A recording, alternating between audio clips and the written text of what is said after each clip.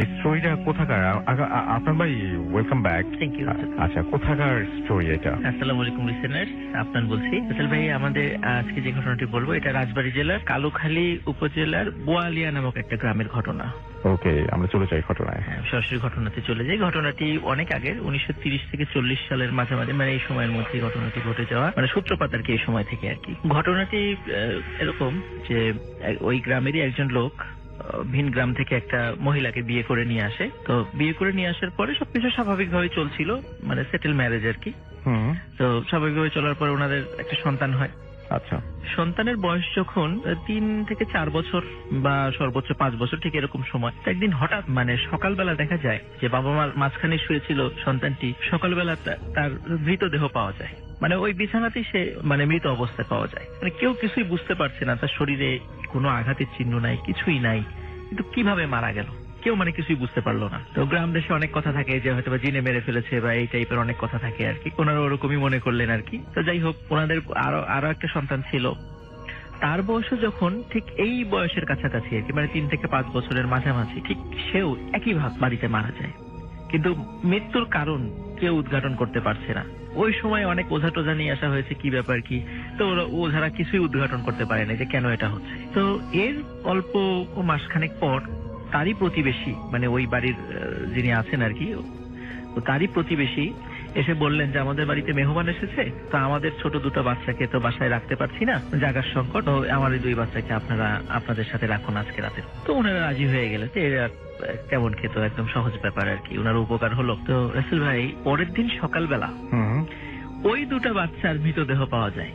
ঠিক যেমন ভাবে মানে ওই বাড়ির ওনাদের নিজেদের সন্তান মারা গেছিল, ঠিক একই রকম ভাবে ওই দুটো বাচ্চারও মৃতদেহ পাওয়া যায়, কিন্তু শরীরে কোথাও কোনো আঘাতের চিহ্ন নাই, মানে কিছুই না, একদম স্বাভাবিক আর কি, মানে স্বাভাবিকভাবে মারা গেছে এমন মনে হচ্ছে আর কি। তো যখন অন্যের সন্তান মারা গেল তাদের ঘরে, তখন এটা নিয়ে অনেক হই হট্টগোল সৃষ্টি হয়ে গেল। তারপরও একটা সময় এটা থেমে গেল।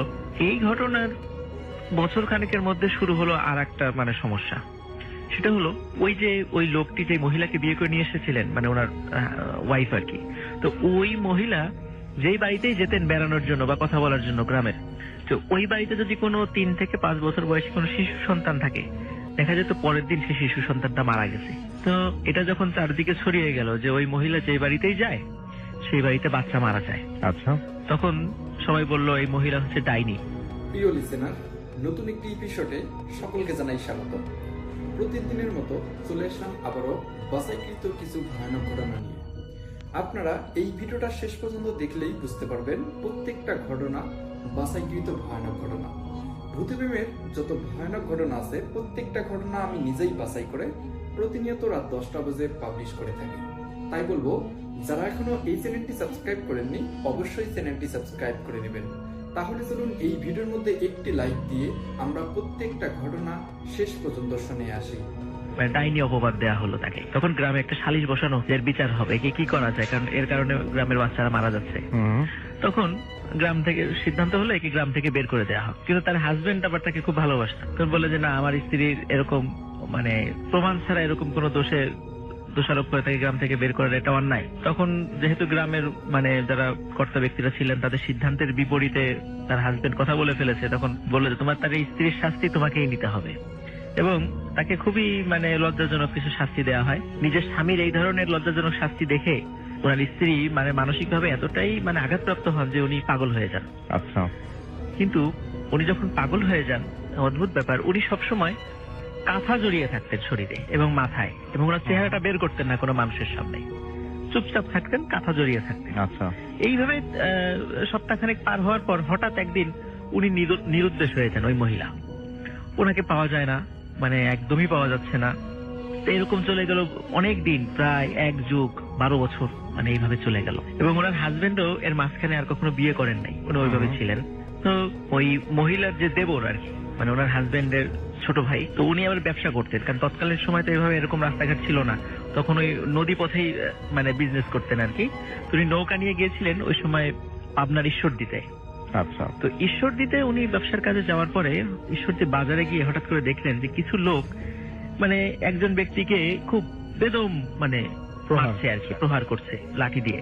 এবং উনি দূর থেকে শুনলেন যে সেই ভিতর থেকে যে আর্তনাদটা শোনা যাচ্ছে একটা মহিলার আর্তনাদ। তো উনি চিন্তা করলেন যে মহিলাকে কেন মারছে, একটু কাছে গিয়ে দেখি। তো উনি ভিড় ঠেলে ভিতরে গিয়ে দেখেন ওই মহিলাটি অন্য কেউ নয়, ওনার সেই ভাবি, এক যুগ আগে হারিয়ে যাওয়া ওনার সেই ভাবিটি। তখন সবাইকে থামালেন, বলে যে উনি পরিচিত আত্মীয়, উনি অনেক আগে হারিয়ে গিয়েছিলেন, তো ওনাকে মারছেন কেন? সবার একই অভিযোগ যে ওই মহিলা নতুন এসেছে এই এলাকায়, যেই বাড়িতেই যায় সেই বাড়ির বাচ্চা মারা যায়। আচ্ছা, তো উনি ওনার কারণে অনেক বাচ্চা মারা গেছে, তো ইনি হচ্ছেন খুবই খারাপ একজন মহিলা, আমরা ওকে মেরেই ফেলবো, মানে পিটিয়ে মেরে ফেলবো। আচ্ছা, তখন বলেন না, ইনি ভালো, উনি এরকম হারিয়ে গিয়েছিলেন, ওর বাচ্চা অন্য কারণে মারা যাচ্ছে, এই মানে 7-5 বুঝ দিয়ে ওই জায়গা থেকে তাকে নিয়ে আসা হয় আর কি। তো এখানে একটা ব্যাপার আসল ভাই, যে উনি কোনো বাসায় বাচ্চা থাকলে, মানে যদি ওই বাসায় বাচ্চা থেকে বাচ্চা মারা যেত, কিন্তু উনি যদি খাবারের মানে ক্ষুধার তাড়নায় যদি এমন কোনো বাড়িতে যেতেন যে বাড়িতে কোনো সন্তান নাই, নিঃসন্তান দম্পতি, ওই নিঃসন্তান দম্পতির আবার সন্তান হতো। তো যার কারণে দেখা যাচ্ছে ওই যে নিঃসন্তান দম্পতি ওনাকে আবার ভালো জানতেন, ওনারাই খাবার টাবার দিতেন আর কি তাকে। তো এই মানে টোটাল বিপরীত একটা ঘটনা, যে উনি যে বাড়িতে বাচ্চা আছে সেই বাড়িতে উল্টা হতো আর কি, উল্টা হতো। তো ওনাকে যখন আবার মানে কালুখালীতে নিয়ে আসা হয়, নিয়ে আসার পর ওনাকে ট্রিটমেন্ট করা হয়, তো ট্রিটমেন্টও সুস্থ হচ্ছেন না। তো যাই হোক, তো একদিন মানে কোন গ্রাম থেকে একটা খুব বড় তান্ত্রিক গোছের বা এই টাইপের আর কি একজন লোক আসেন, এসে ওনাকে দেখেই বলেন যে একে তো এই মহিলা তো স্বাভাবিক নয়, এর উপরে মানে ভয়ঙ্কর কোন একটা কিছুর আসর আছে, যে ভয়ঙ্কর কিছুটাও মানে মানে ভয়ঙ্করদের মধ্যেও ভয়ঙ্কর, এটা এর সাথে আছে। তো এতে একে এর থেকে তাড়াতে হবে, তা না হলে এর দ্বারা অনেক লোক মারা যাবে, বহু বাচ্চা মারা যাবে। তখন এটা কিভাবে করা যায়, কারণ এর আগে অনেক তান্ত্রিক এসেছিলেন কিন্তু কেউ এর ওনার সমস্যাটা ফাইন্ড আউট করতে পারেনি, কিন্তু উনি এসে এটা ফাইন্ড আউট করেন। তখন উনি ওনার কিছু নির্দিষ্ট রিচুয়াল করে যে ওই মহিলার সাথে যে আছে তাকে মানে রাত্রে হাজির করা হয়। হাজির করা হলে তাকে বলা হয় যে তুমি এত বাচ্চাদেরকে কেন হত্যা করছো?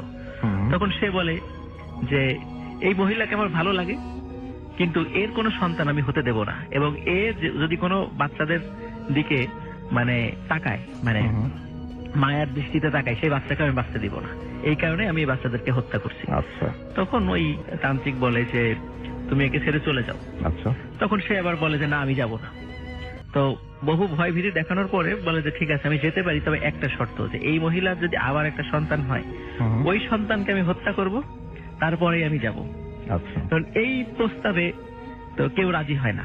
তখন ওই তান্ত্রিক তার নির্দিষ্ট প্রক্রিয়ার মাধ্যম দিয়ে ওই খারাপ যেই চিন্তা বা যেটাই থাকুক ওটাকে আটক করে মানে সেটাকে কোনো একটা জায়গায় নিষ্ক্রিয় করে দেন আর কি। এরপরে মানে রাতারাতি উনি, যিনি 1 যুগ ধরে পাগল, রাতারাতি উনি ভালো হয়ে যান।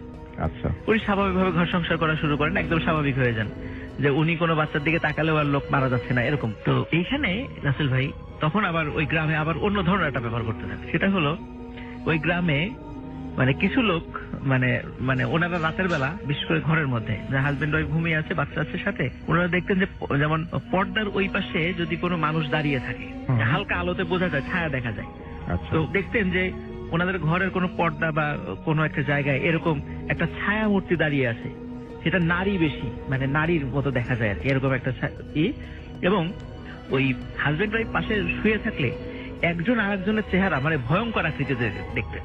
আচ্ছা, দুইজনের চেহারা ভয়ঙ্কর আকৃতিতে দেখছে, যেটা স্বাভাবিক অবস্থায় নাই, স্বাভাবিক না, এরকম দেখছেন। তখন লোকজন বলা শুরু করে যে ওই ডাইনি মহিলা যেহেতু গ্রামে ঢুকেছে, ওই রাতের বেলা এই ধরনের ঘটনাগুলা মানে ঘটাচ্ছে। এবং আসল ভাই ওই বাড়িতে কিন্তু ওই রাত্রে যখন মানুষ দেখতো তার সাথে সন্তান থাকলে সে ওই সকালে মারা যেত, মানে আবার নতুন একটা সমস্যা যে মহিলা ওই বাড়িতে যায় না কিন্তু অন্য কোনো কারণে মানে বাচ্চা মারা যাচ্ছে। তখন এই ঘটনা কিছুদিন চলতে থাকলো, তারপর আবার এটাও থেমে যায়। কেন থামলো এটা কেউ জানে না, কে ছিল ওই ছায়া মূর্তি, কেন দুইজন একে অন্যকে দেখছে রাতের বেলা হঠাৎ করে এরকম ভয়ঙ্কর আকৃতিতে, এটাও কেউ জানে, হঠাৎ করে থেমে যায়। এরপর আর যেটা ঝামেলা হয় সেটা হচ্ছে যে ওই মহিলার একটি সন্তান হয়, যে মহিলাটার যে ডাইনি আখ্যা দেওয়া হয় এবং 12 বছর প্রায় পাগল ছিল, ওনার একটা সন্তান হয়। সন্তানের বয়স যখন 7 মাস, 7 মাস থেকে 7 মাস পর্যন্ত তার গ্রোথটা ঠিক ছিল, কিন্তু তারা ওই বাড়ির সবাই খেয়াল করলেন বাচ্চার বয়স 1.5 বছর, 2 বছর, 3 বছর হয়ে যাচ্ছে, কিন্তু 7 মাস বয়সে বাচ্চাটা যতটুকু ছিল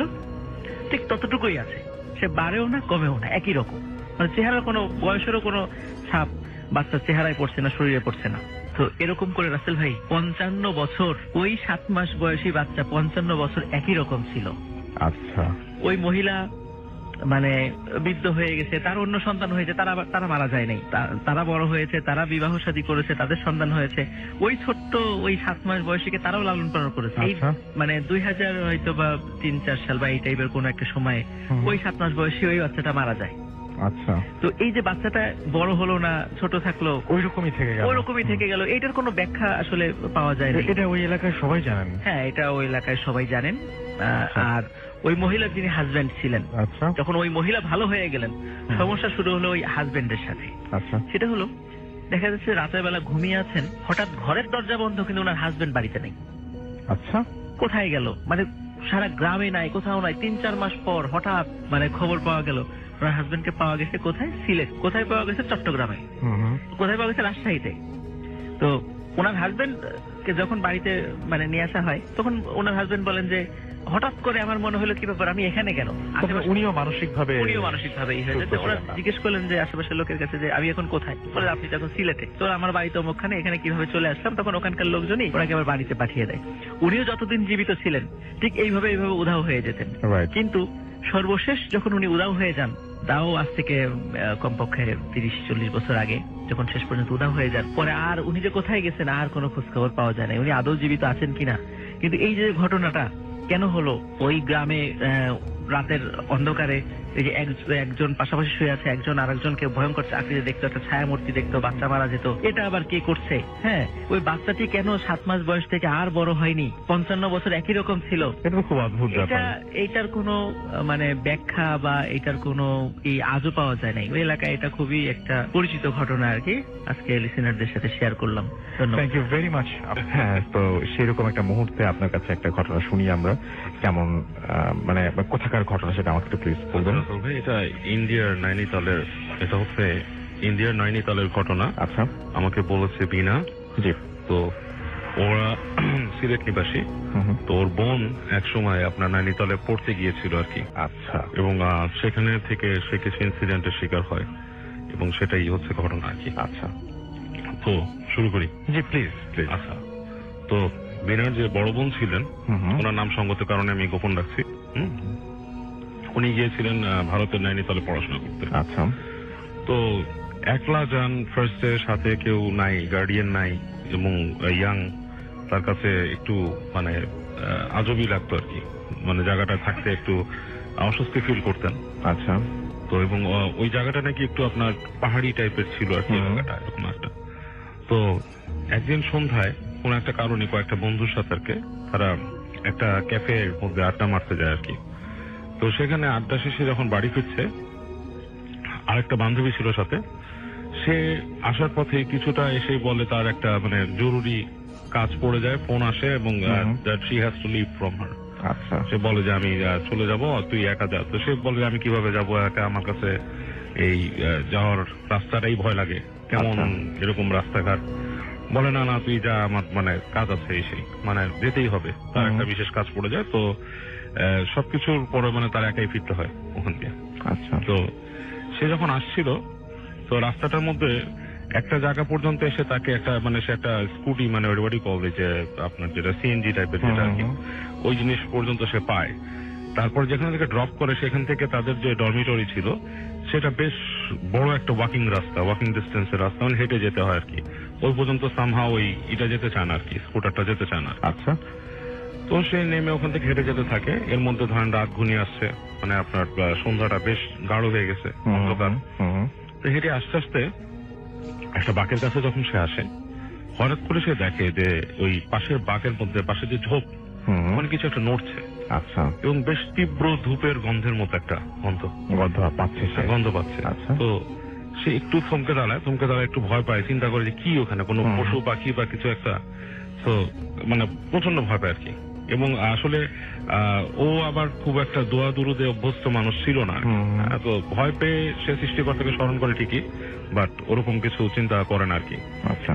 তো এই অবস্থায় হঠাৎ করে সে খেয়াল করে যে একদম মানে জায়গাটা এরকম যে ঝোপের পাশে খালি রাস্তা আর কি, মানে ওই মাঠের মতো আর কি, ওই পাশে ঠিক ঝোপের ভেতর থেকে কালো রঙের, একদম কুচকুচে কালো রঙের একটা নারী মূর্তি বের হয়ে আসলো, যার চোখ দুটো লাল, আচ্ছা, হ্যাঁ, এবং মানে মুখটা মানে খুব বিদঘুটে টাইপের আর কি।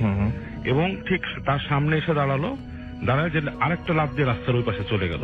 আচ্ছা, এবং যাওয়ার সময় তার দিকে তাকে একটা ভেঙচি দিয়ে গেছে এবং চুল তার মাথা ভর্তি চুল, উস্কো খুস্কো টাইপের। এবং এটা দেখে সে ওখানে ফেন্ট হয়ে যায় আর কি। সে মেন্টালি এমন ভাবেই সে স্ট্রাক্ট হয়, ফেন্ট হয়ে যায়। তো যাই হোক, পরবর্তী সে যখন নিজেকে আবিষ্কার করে তখন হচ্ছে হসপিটালে, সে ওখানকার লোকাল হসপিটালে, এবং গায়ে প্রচন্ড জ্বর, এবং তাকে ওই ওখানকার নার্সরা বলে যে তোমাকে নিয়ে আসছে তোমাদের কলেজেরই মানুষজন ভর্তি করছে, সামহাও তোমাকে রাস্তায় পাওয়া গেছিল এরকম আর কি। তো যাই হোক, তো এরপর থেকে ওনার এই প্রবলেম শুরু হয়। প্রবলেম গুলো কি, উনি যখন দেশে আসছিলেন, এই অসুস্থতার পর কিছুদিন দেশে এসে উনি থেকে গেছেন, তখন কোনো সমস্যা উনি ফিল করেন নাই অ্যাকচুয়ালি। আবার যখন উনি ইন্ডিয়ায় ফেরত যায়, তো উনি রাতের বেলা খেয়াল করতো যে যখন ঘুমায় আছে এরকম একটা সময় মনে হতো কি ওনার সাথে ফিস ফিস করে কে কথা বলতেছে। আচ্ছা, হ্যাঁ, মানে এটা উনি ঘুমানোর সময় ঘুমের মধ্যে এরকম ফিস ফিস কথা খেয়াল করতো। তো একদিন সে এরকম মানে হঠাৎ করে চোখ মেলে দেখে যে তার রুমের মধ্যে কেউ একজন বসে আছে, এবং সে তখন ওই মূর্তিটাকে ঠিক চিনতে পারে যে জাস্ট দ্যাট মূর্তি যেটাকে সে দেখছিল রাস্তার মধ্যে, সেই জিনিসটাই তার যে পড়ার টেবিল আছে সেখানে বসে আছে, পা দুলাচ্ছে এবং ফিসফিস করে তাকে কিছু বলছে, এবং ফিসফিস করে যে কথাগুলো বলতেছে অস্পষ্ট অস্পষ্ট কথা, এবং মানে খুব দুর্বোধ্য ভাষা কোন এরকম কিছু। এবং সে প্রচন্ড ভয় পায় ঘুমের মধ্যে, এবং তার জ্বর চলে আসে, এবং সে কোনো মতে আর কি ঘুমায় যায় ওখানে আর কি ওই দিন। তো এরপর সে জিনিসটা শেয়ার করে বন্ধুদের সাথে, তার যারা ক্লোজ ফ্রেন্ড, যে আমি এরকম ভয় পাওয়ার পর এরকম অসুস্থ ছিলাম, দেশে গেছিলাম এসে। তো ফ্রেন্ডরা তাকে বলে যে তুমি একটা কাজ করো, তুমি যেখানে থাকো তোমার যে পাশের যে মেয়েটা আছে তোমরা একসাথে বেড নিয়ে থাকো। আচ্ছা, তোমরা আলাদা বেডে থেকো না, তুমি ভয় পাচ্ছ, যা বুঝতেছি আর কি প্রবলেমটা। তো সে ডিসকাস করে, বাট অ্যাকচুয়ালি সামহাও মানে পাশের জন তার সাথে থাকতে রাজি হয় না আর কি, এরকম কোনো কন্ডিশন হয় না। তো এরপরে যে সমস্যাটা হয়, সে মাঝে মাঝে সিজার হওয়ার মতো ব্যাপার আসে রাসেল ভাই, যেটা নাকি আমরা মানে মেডিকেল টার্মে সিজার বলি, মানে মৃগী রোগের মতো মুখ দিয়ে ফেনা আসে, এরকম কিছু ব্যাপার স্যাপার। এবং এর পরের যে স্টেপটা হয় সেটাতে হচ্ছে সে ওই দুর্বোধ্য ভাষায় কথা বলে। আচ্ছা, সেটা কেউ বুঝতে পারে না, এবং মানে ওই সিজার অবস্থায় সে কথা বলতে থাকে। এই যে কথাটা বলে, এটা কি একা একা বলে? না, সবাই শুনতে পারে, সবাই শুনতে পারে, যারা আশেপাশে থাকে, এবং তারা বুঝে যে তার এবং গায়ের বডি টেম্পারেচার খুব বেড়ে যায়, ঠিক আছে। তো ওইখানে যে চিকিৎসার ব্যাপার আসে, তখন তারা তার বান্ধবীরা তার প্যারেন্টস কে ডাকে, এবং প্যারেন্টস এর মধ্যে আসে আর কি, বাবা মা আসে, ভাই বোন গান আনে, বাবা মা এসে তখন দেখে যে, তো প্রথমে ওইখানেই তাকে সুস্থ করার একটু চেষ্টা করে যে কি করা যায়। আচ্ছা, তো সেখানকার একজন পুরোহিত টাইপের একজনকে নিয়ে আসে আর কি। আচ্ছা, তো সে একটা রিচুয়াল এরকম করে, সে বলে দেখি রোগীকে দেখেই বলে যে এর শরীরের মধ্যে তো একটা দেবী ভর করছে, একটা মানে তাদের যে কোনো একটা দেবী, হ্যাঁ, ভর করছে আর কি তার শরীরে। তো এটা শুনে তো বলে যে এইভাবে কিভাবে ভর করে, এরকম বলে যে এটা হচ্ছে সে এরকম সন্ধ্যার সময় যাচ্ছিল, সেই দেবীর ক্রসিং এর রাস্তার মধ্যে সে পড়ে গেছিল, এবং তাকে সে চুজ করছে, তো সে নিয়ে যাবে তাকে, এরকম কিছু একটা ব্যাপার স্যাপার। তো তারা অনেক বাসার ফ্যামিলির মানুষ খুব টেন্সড হয়, বাট তারা এটাতে মানে আসলে বিশ্বাস করে না। হ্যাঁ, বিশ্বাস করে না, তারা মনে করে যে এটা নিশ্চয়ই কোনো মেডিকেল প্রসিজার আছে, বা মেয়ে অসুস্থ হয়েছে, তারা দেশে নিয়ে আসে, বাংলাদেশে ফেরত নিয়ে আসে তাকে। পড়াশোনা মোটামুটি তখনই বন্ধ দিয়ে দেশে নিয়ে আসে। দেশে এনে তারা অনেক রকম ট্রিটমেন্টের চেষ্টা করে, আসলে মেডিকেল ট্রিটমেন্ট, আসলে এটাকে সিজার ছাড়া তারা কিছুই বলছে না। বাট সিজারের সময় তার এই দুর্বোধ্য ভাষা, গায়ের টেম্পারেচার প্রচন্ড বেড়ে যাওয়া, এবং বিভিন্ন রকমের মাঝে মাঝে দেখা যাচ্ছে রাগী আচরণ করতো, বা হাত পা দিয়ে লাথি দিয়ে এটা ফেলে দিচ্ছে, এবং অনেকেই তাকে সাজেস্ট করে যে কে মেন্টাল হসপিটালে পাঠিয়ে দেন। আচ্ছা, তো বাবা মা তো সেটা করবে না, কারণ সে একটা পয়েন্টে ওরকম থাকলেও দেখা যাচ্ছে 2-1 ঘন্টা পর ঠিক হয়ে যাচ্ছে, এবং দেখা যাচ্ছে তার কিছু মানে এটাতে অস্বাভাবিকতাটা সবচেয়ে বেশি আপনার কোন জায়গায় মনে হয়েছে? আমার কাছে যে অস্বাভাবিকতা মনে হচ্ছে যে একটা সিজার, যে যার সিজার হয়, মৃগী রোগ যার হয়, সে কিন্তু হঠাৎ করে দেখা যাচ্ছে পড়ে যাচ্ছে, মুখ দিয়ে ফেনা উঠছে, তাকে অনেক সময় দেখা যাচ্ছে বাংলাদেশের লোকাল ট্রিটমেন্ট আছে, আমাদের জুতা শুকিয়ে দিচ্ছে বা কিছুতে সে ঠিক হয়ে যাচ্ছে বা সামথিং লাইক দ্যাট। তো এখানে যেটা হচ্ছে যে তার বডি টেম্পারেচার চরম ভাবে বেড়ে যাচ্ছে, সে দুর্বোধ্য ভাষা কথা বলছে, তার মধ্যে একটা পার্সোনালিটি গ্রো করছে, এবং সে মাঝে মাঝে সে অবস্থায় সে তার অ্যাঙ্গারটা বের হয়ে আসছে। আচ্ছা, থিংস লাইক দ্যাট। এবং তাকে সাইকিয়াট্রিস্টরা কিন্তু এরকম তাকে বলতে পারতেছে না যে হোয়াটস দ্য রিজন, এবং জিনিসটা দিনে দিনে ওয়ার্স হওয়া শুরু করে। এমন এমন আবার তার মধ্যে কিছু অস্বাভাবিকতা, সে একা একা থাকা পছন্দ করে, এমন দেখা যাচ্ছে যে সন্ধ্যার সময় খুব সাজগোজ করে, থিংস লাইক দ্যাট। মানে সে একটা ডিফারেন্ট পার্সনে রূপান্তরিত হয়েছে পরে। বুঝতে পেরেছি। তো এমন সময় তাদের দেখা মিলে ওখানকার একজন মানে বড় পীর সাহেব টাইপের একজন মানুষ, দরবেশ টাইপের, তার সাথে দেখা হয়, কথাবার্তা বলে ওনাকে বলে যায় সেই। তো উনি ওর চিকিৎসার দায়িত্ব নেন এবং উনি একটা মানে ইটস লাইক আপনার যেটাকে বলা হয় রুকেয়া, মানে আপনার ছাড়ানো, জিন ছাড়ানো জিনিস উনি আয়োজন করেন। উনি যেটা বলেন যে ওর মধ্যে একটা কিছু এসছে, it's a super natural thing.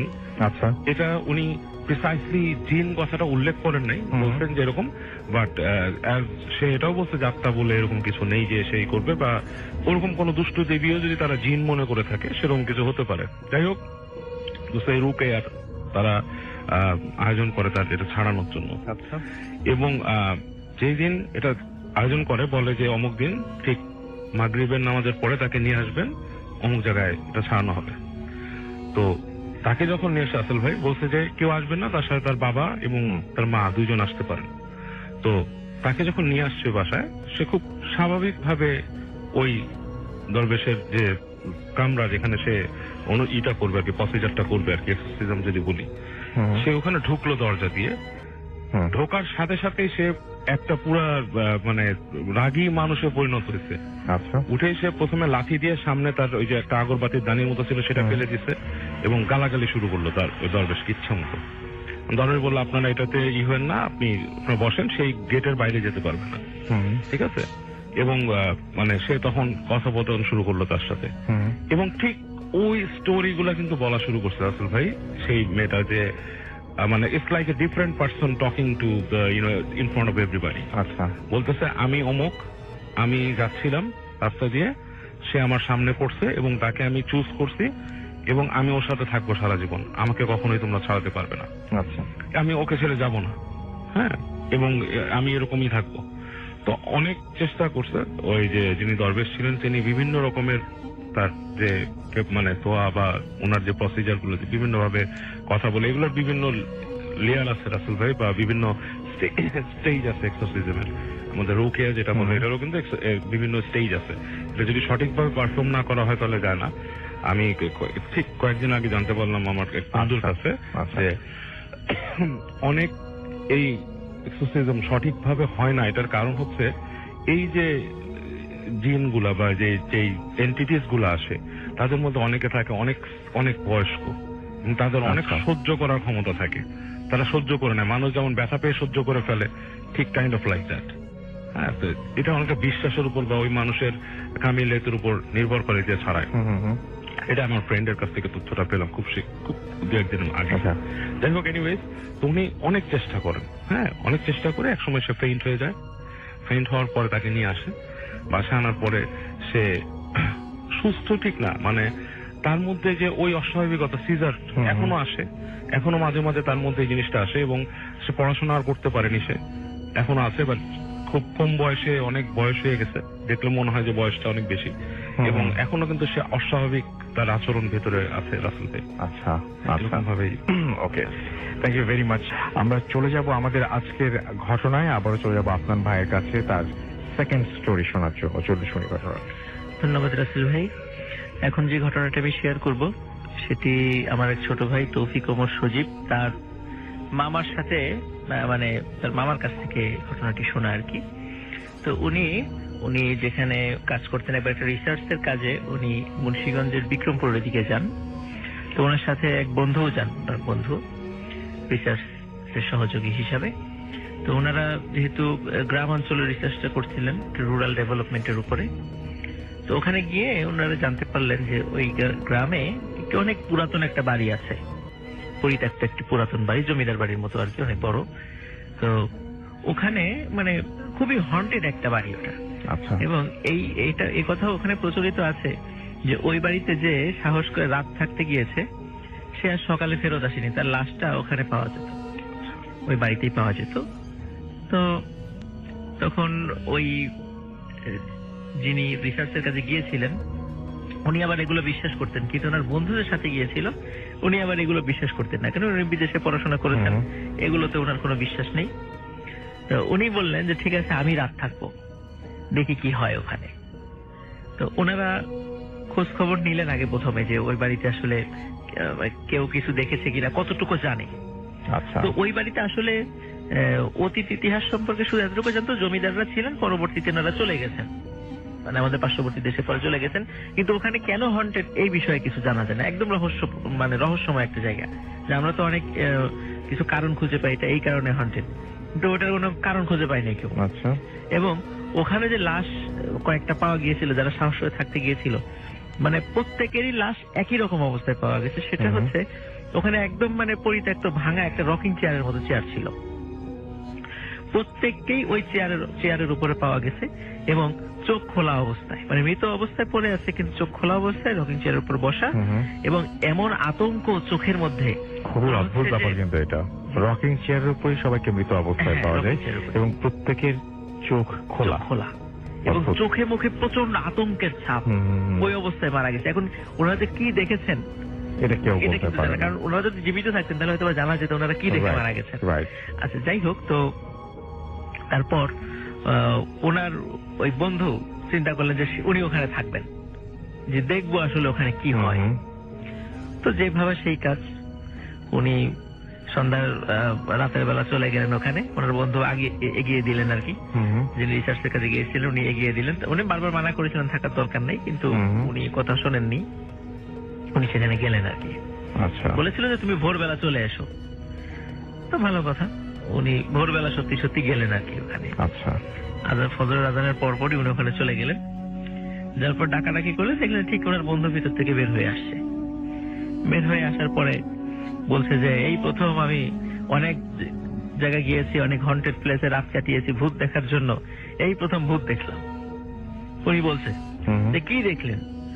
সে আবার প্রশ্ন করছে আপনি ওখানে কি দেখলেন? সবাই মারা গেল, তুমি মারা গেলে না, ঘটনা কি? তখন উনি বলছে যে ওখানে অনেক রাত্রেবেলা হঠাৎ দেখি খটখট শব্দে মানে দরজা খুলে গেল, একজন লোক আসলো, সাদা মানে পাঞ্জাবি পরা একজন লোক আসলো। আসার পরে আমার নাম জিজ্ঞাসা করলো, নাম জিজ্ঞাসা করার পরে তখন ওই লোকটি একটা চেয়ারের উপরে বসলো, বসে আমার সম্পর্কে অনেক কথা জিজ্ঞাসা করলো। আমার কাছে মনে হলো না যে উনি ভূত বা এই গোছের কিছু, খুব সুন্দর করে কথা বললো। কথা বলার পরে উনি আমাকে বললো তুমি এই রকিং চেয়ারের উপর বসো, আমি তোমার জন্য একটু রাস্তা নিয়ে আসি। তখন আমি রকিং চেয়ারের উপর বসলাম, রকিং চেয়ারের উপর বসে আমি ঘুমিয়ে গেলাম। পরে দেখি ফজরের আজান দিয়ে দিছে, আর তুমিও আমাকে ডাকাডাকি করছো, আমি বের হয়ে আসলাম, এই হলো ঘটনা, এই হলো আমি দেখেছি। তখন বললো যে এটা একদম সাধারণ ঘটনা। তো বললো যে এখন তো ফর্সা হয়ে গেছে, যাও তুমি একবার ওই রকিং চেয়ারটা দেখে এসো ভিতরে, যে আমি যেখানে সারা রাত বসেছিলাম বা যেখানে লাশ টাশ পাওয়া যায় ওখানে দেখে এসো, একবার দেখে এসো আর কি। তো উনি চিন্তা করেন ঠিক আছে। তো বলছে তাহলে তুমিও আসো আমার সাথে। উনি আবার বললেন না আমার একটু বাইরে কাজ আছে, সারা রাত রকিং চেয়ারের উপর বসে আমার কোমর ব্যথা হয়ে গেছে, আমি একটু হাঁটাহাঁটি করি, তুমি গিয়ে দেখে এসো। উনি আর গেলেন না সাথে।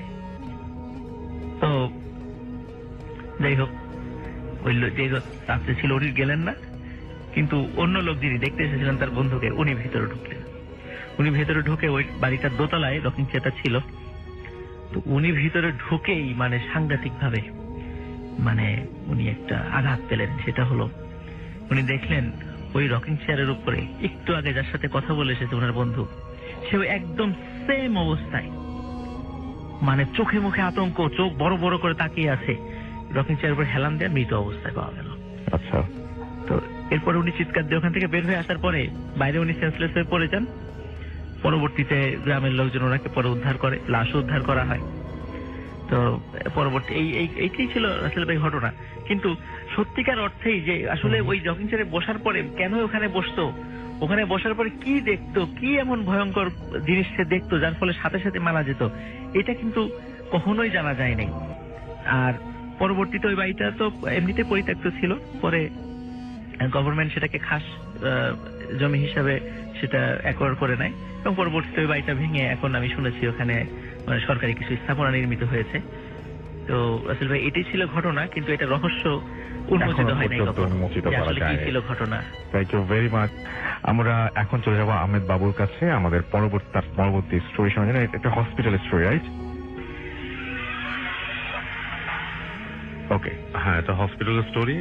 আমিও সবাইকে বিজয় দিবসের শুভেচ্ছা জানাতে চাই। হ্যাঁ, আমরা মানে ডিসেম্বরের পরে আমাদের এটা কন্টিনিউ করা উচিত। Right. অবশ্যই, কারণ আমাদের দেশ এবং যাদের রক্তের বিনিময়ে আমরা দেশটা পেয়েছি তাদের সবাইকে একদম। স্মরণ করা উচিত। একদম। ওকে রাসেল ভাই, এটা একটা হসপিটালের কাহিনী। যিনি বলেছেন তিনি এখন বৃদ্ধ। আচ্ছা। সম্ভবত বা আমাদের দেশ স্বাধীনের সময়কার বা তারও আগের কাহিনী, কোন একটা সময় আর কি, বেশ পুরনো। তো যাই হোক, তখনকার সময় সুযোগ সুবিধা খুব কম ছিল এবং মানুষ ছোটখাটো অসুখ হলে হাসপাতালে যেত না। কিন্তু ওনার কোন একটা প্রবলেমের কারণে, সেটা সম্ভবত ওনার লাংস গঠিত কোনো সমস্যা, ওনাকে হাসপাতালে ভর্তি করা হয় এই সময়। ঢাকারই একটা কোনো হাসপাতাল, এবং জায়গাটা সম্ভবত মিরপুরের কাছাকাছি কোথাও, আই ডোন্ট নো ওই সময় আসলে লোকেশনটা বলে নেই না। ওকে, এনিওয়েজ সামওয়্যার। তো উনি হাসপাতালে ভর্তি অবস্থায় যখন যান, ভর্তি হওয়ার সময় দেন, তখন যদিও তখনকার আপনার দেখা যেত যে সিট অ্যাভেলেবিলিটির ব্যাপারটা নিয়ে এত ঝামেলা হতো না, কিন্তু উনি বেশ ফেস করেন। ওই সময় ওনার থাকতে হবে কিছুদিন, কেবিন ওরকম পান না। তবে দেখা যাচ্ছে অনেক কথাবার্তা বলার পরে বা অনেক মানে তদবির করার পর ওনাকে একটা ঠিক ওয়ার্ডে দেওয়া হয়। কিন্তু আশ্চর্যের ব্যাপার আসল ভাই, সেই ওয়ার্ডটার মধ্যে 4টা বেড, 4টা বেডে 3টাই খালি। আচ্ছা। এতক্ষণ কিন্তু কথা হচ্ছিল ওনাকে মানে সিটই নেই দেওয়ার জন্য, কিন্তু পরে দেখা গেলো 4টাই খালি। আচ্ছা। তো ওখানে দেওয়া হয়। তো উনি একটু আশ্চর্য হন যে কি ব্যাপার, এত ওয়ার্ড নিয়ে এত ঝামেলা হয়েছে আমাদের এসে। যাই হোক, ওখানে ভর্তি অবস্থা থাকেন, ওনার রেসপিরেটরি প্রবলেম, উনি শুয়ে আছেন। তো যখন আস্তে আস্তে সময় পার হচ্ছে, ওনার সাথে যে মানুষটা ছিল সে চলে গেছে সন্ধ্যার সময়, উনি একলা হয়ে গেছেন। বেচারা আসলে তখন থেকে আসলে উনি আসলে একটু একলাই মানুষ আর কি, মানে খুব একটা মানে ফ্যামিলি ওরিয়েন্টেড মানুষ না যে অনেক মানুষ ওনাকে ঘিরে থাকে এরকম কিছু। যাই হোক, তো রাত হয়ে গেছে, উনি হাসপাতালে আছেন, রাতে খাবার দেওয়া হয়েছে, ওয়ার্ড বয় খাবার দিয়ে গেছে, উনি খেয়ে দিয়ে শুয়েছেন। রাত হচ্ছে, রাত গভীর হচ্ছে, একসময় ওয়ার্ড বয় এসে কি করলো, লাইট ওখানে নিভিয়ে দিয়ে একটা মানে ছোট 25 বা 40 পর একটা ছোট বাল্ব ওখানে আপনার জ্বালিয়ে দিল। বাকি লাইট দুটা ছিল টিউব লাইট নাকি, নিভিয়ে দিল। নিভিয়ে দিয়ে ওই লাইটে উনি আছেন, ওখানে শুয়ে আছেন। তো ওনার ঘুম আসছে না, গভীর রাত হচ্ছে এবং একটু পরপর কাশি আসে। আস্তে আস্তে একটা সময় যখন ওনার তন্দ্রা আসতেছে, তখন উনি হঠাৎ করে খেয়াল করলেন যে লাইটটা ছিল তখনকার সময়কার ফিলামেন্টের বাল্ব আর কি, মানে পিট পিট করতে করতে করতে করতে ঠাস করে লাইটটা নিভে গেল, কেটে গেল আর লাইট, পুরো জায়গাটা অন্ধকার হয়ে গেল। এবং এই অন্ধকারটা যখন চোখটা সহ্য হয়ে আসল না, তখন উনি খেয়াল করতেছে যে ওনার সামনের যে বেডটা আছে সেখানে একটা মানুষ বসা, মানে অন্ধকারে মানুষ বসে থাকলে যেরকম বসে আছে। এবং উনি খেয়াল করলো আস্তে আস্তে যে বাকি 3টা বেডেই মানুষ আছে, এবং মানে ইটস লাইক শুয়ে আছে, সামনের জন বসে আছে এরকম। তো উনি চিন্তা, অন্ধকারে এগুলো মানুষ আসলো কেমন, এবং উনি মানুষের ঠিক বুঝতেছেন, মানে প্রেজেন্সটা বুঝছেন যে মানুষ আছে এখানে। এবং মানে খুবই সে মানে হয়ে গেছে, অবাক হয়ে গেছে যে একটু আগে মানুষ ছিল, লাইট নিভলে এখানে মানুষ আসলো কেবে, এবং তার গা কাটা দিয়ে উঠছে, ঠিক আছে। এবং একটা সময় দেখলো যে একটা মানুষ হেঁটে হেঁটে ঠিক ওই ওয়ার্ডের দরজা দিয়ে আসছে, ঠিক পর্দা যেরকম নড়তেছে ঠিক সেরকম নড়তেছে, মানুষ আসলে যেভাবে আসে এরকম হেঁটে হেঁটে হেঁটে ওনার বিছানার কাছে আসলো, এসে ওনাকে কিছুটা ইশারা করতেছে ওখান থেকে উঠে যাওয়ার জন্য। আচ্ছা। এবং এই ভদ্রলোক তখন এত ভয় পেয়েছে বলার মতো না, সে মনে করেন যে বিছানা থেকে সে পড়ে গেছে, পড়ে যে মানে something is going on here, কি ব্যাপারটা। এবং সে বিছানা থেকে পড়ে যায়, সে কোনো মতে উঠে রুম থেকে বের হয়ে গেছে। বের হয়ে যায়, দেখতেছে যে পুরো করিডোরটাই ফাঁকা, করিডোরে কোনো মানুষ নেই। উনি হাঁটতে হাঁটতে দৌড় দিয়ে মানে কোনো মতে আসছে নিচে, এসে ওখানে ওয়ার্ডকে বলতেছে, তোমরা আমাকে কোন ওয়ার্ডে দিচ্ছে, এখানে মানুষ আছে, আমাকে কেন। ওয়ার্ড বয় কোনো কথা বলতেছে না। তো ওয়ার্ড বয় কোনো কথা বলতেছে না, সে তার যে আছে দায়িত্বে যে থাকে তাকে দেখা দেওয়ার জন্য বলছে। আচ্ছা। এর মধ্যে একজন আসছে, এসে বলছে কি হয়েছে, বলছে যে আমি ওয়ার্ডে দিচ্ছ, সেখানে মানুষ আছে, আমি এখানে যে আমাকে বিছানা থেকে উঠাই দিচ্ছে। ওই লোক কোনো কথা না বলছে, আপনি আমার সাথে আসেন। আসছে, এসে বলতেছে যে রুমে ঢুকে বলতেছে যে লাইট আর একটা লাগাতো।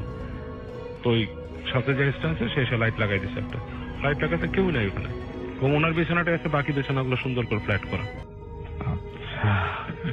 মানে সুন্দর করে আপনার বিছানা, মানে টাইট কভার শিট থাকে সেরকম। ওনার বিছানাটা যেভাবে উনি রেখে গেছেন ওরকম ভাবেই আছে।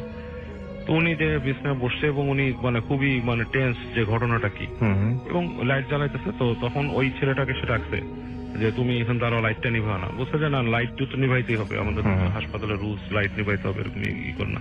তো সে অনেক রিকোয়েস্ট করে যে কি কাহিনী কি, আচ্ছা মানে আমার এরকম কি দেখছি আমি। তখন তাকে ওই ছেলেটা বলে যে এই যে এই রুমটাতে এর আগে মানুষ মারা গেছিল এবং সেম নাইটে 3 জন মানুষ মারা গেছে এই আচ্ছা। রুমটাতে। সেম নাইটে 3 জন মানুষ মারা গেছে এবং প্রায় হাসপাতালের মানুষ এখানে এসে দেখে, হাসপাতালের মানুষ এখানে এসে হাসপাতালে দেখে। দেখে যেখানে এসে আচ্ছা। কেউ আছে, আচ্ছা মনে হয় যে কেউ থাকতেছে, কেউ মানে নড়তেছে বা কেউ হাঁটাচলা করতেছে।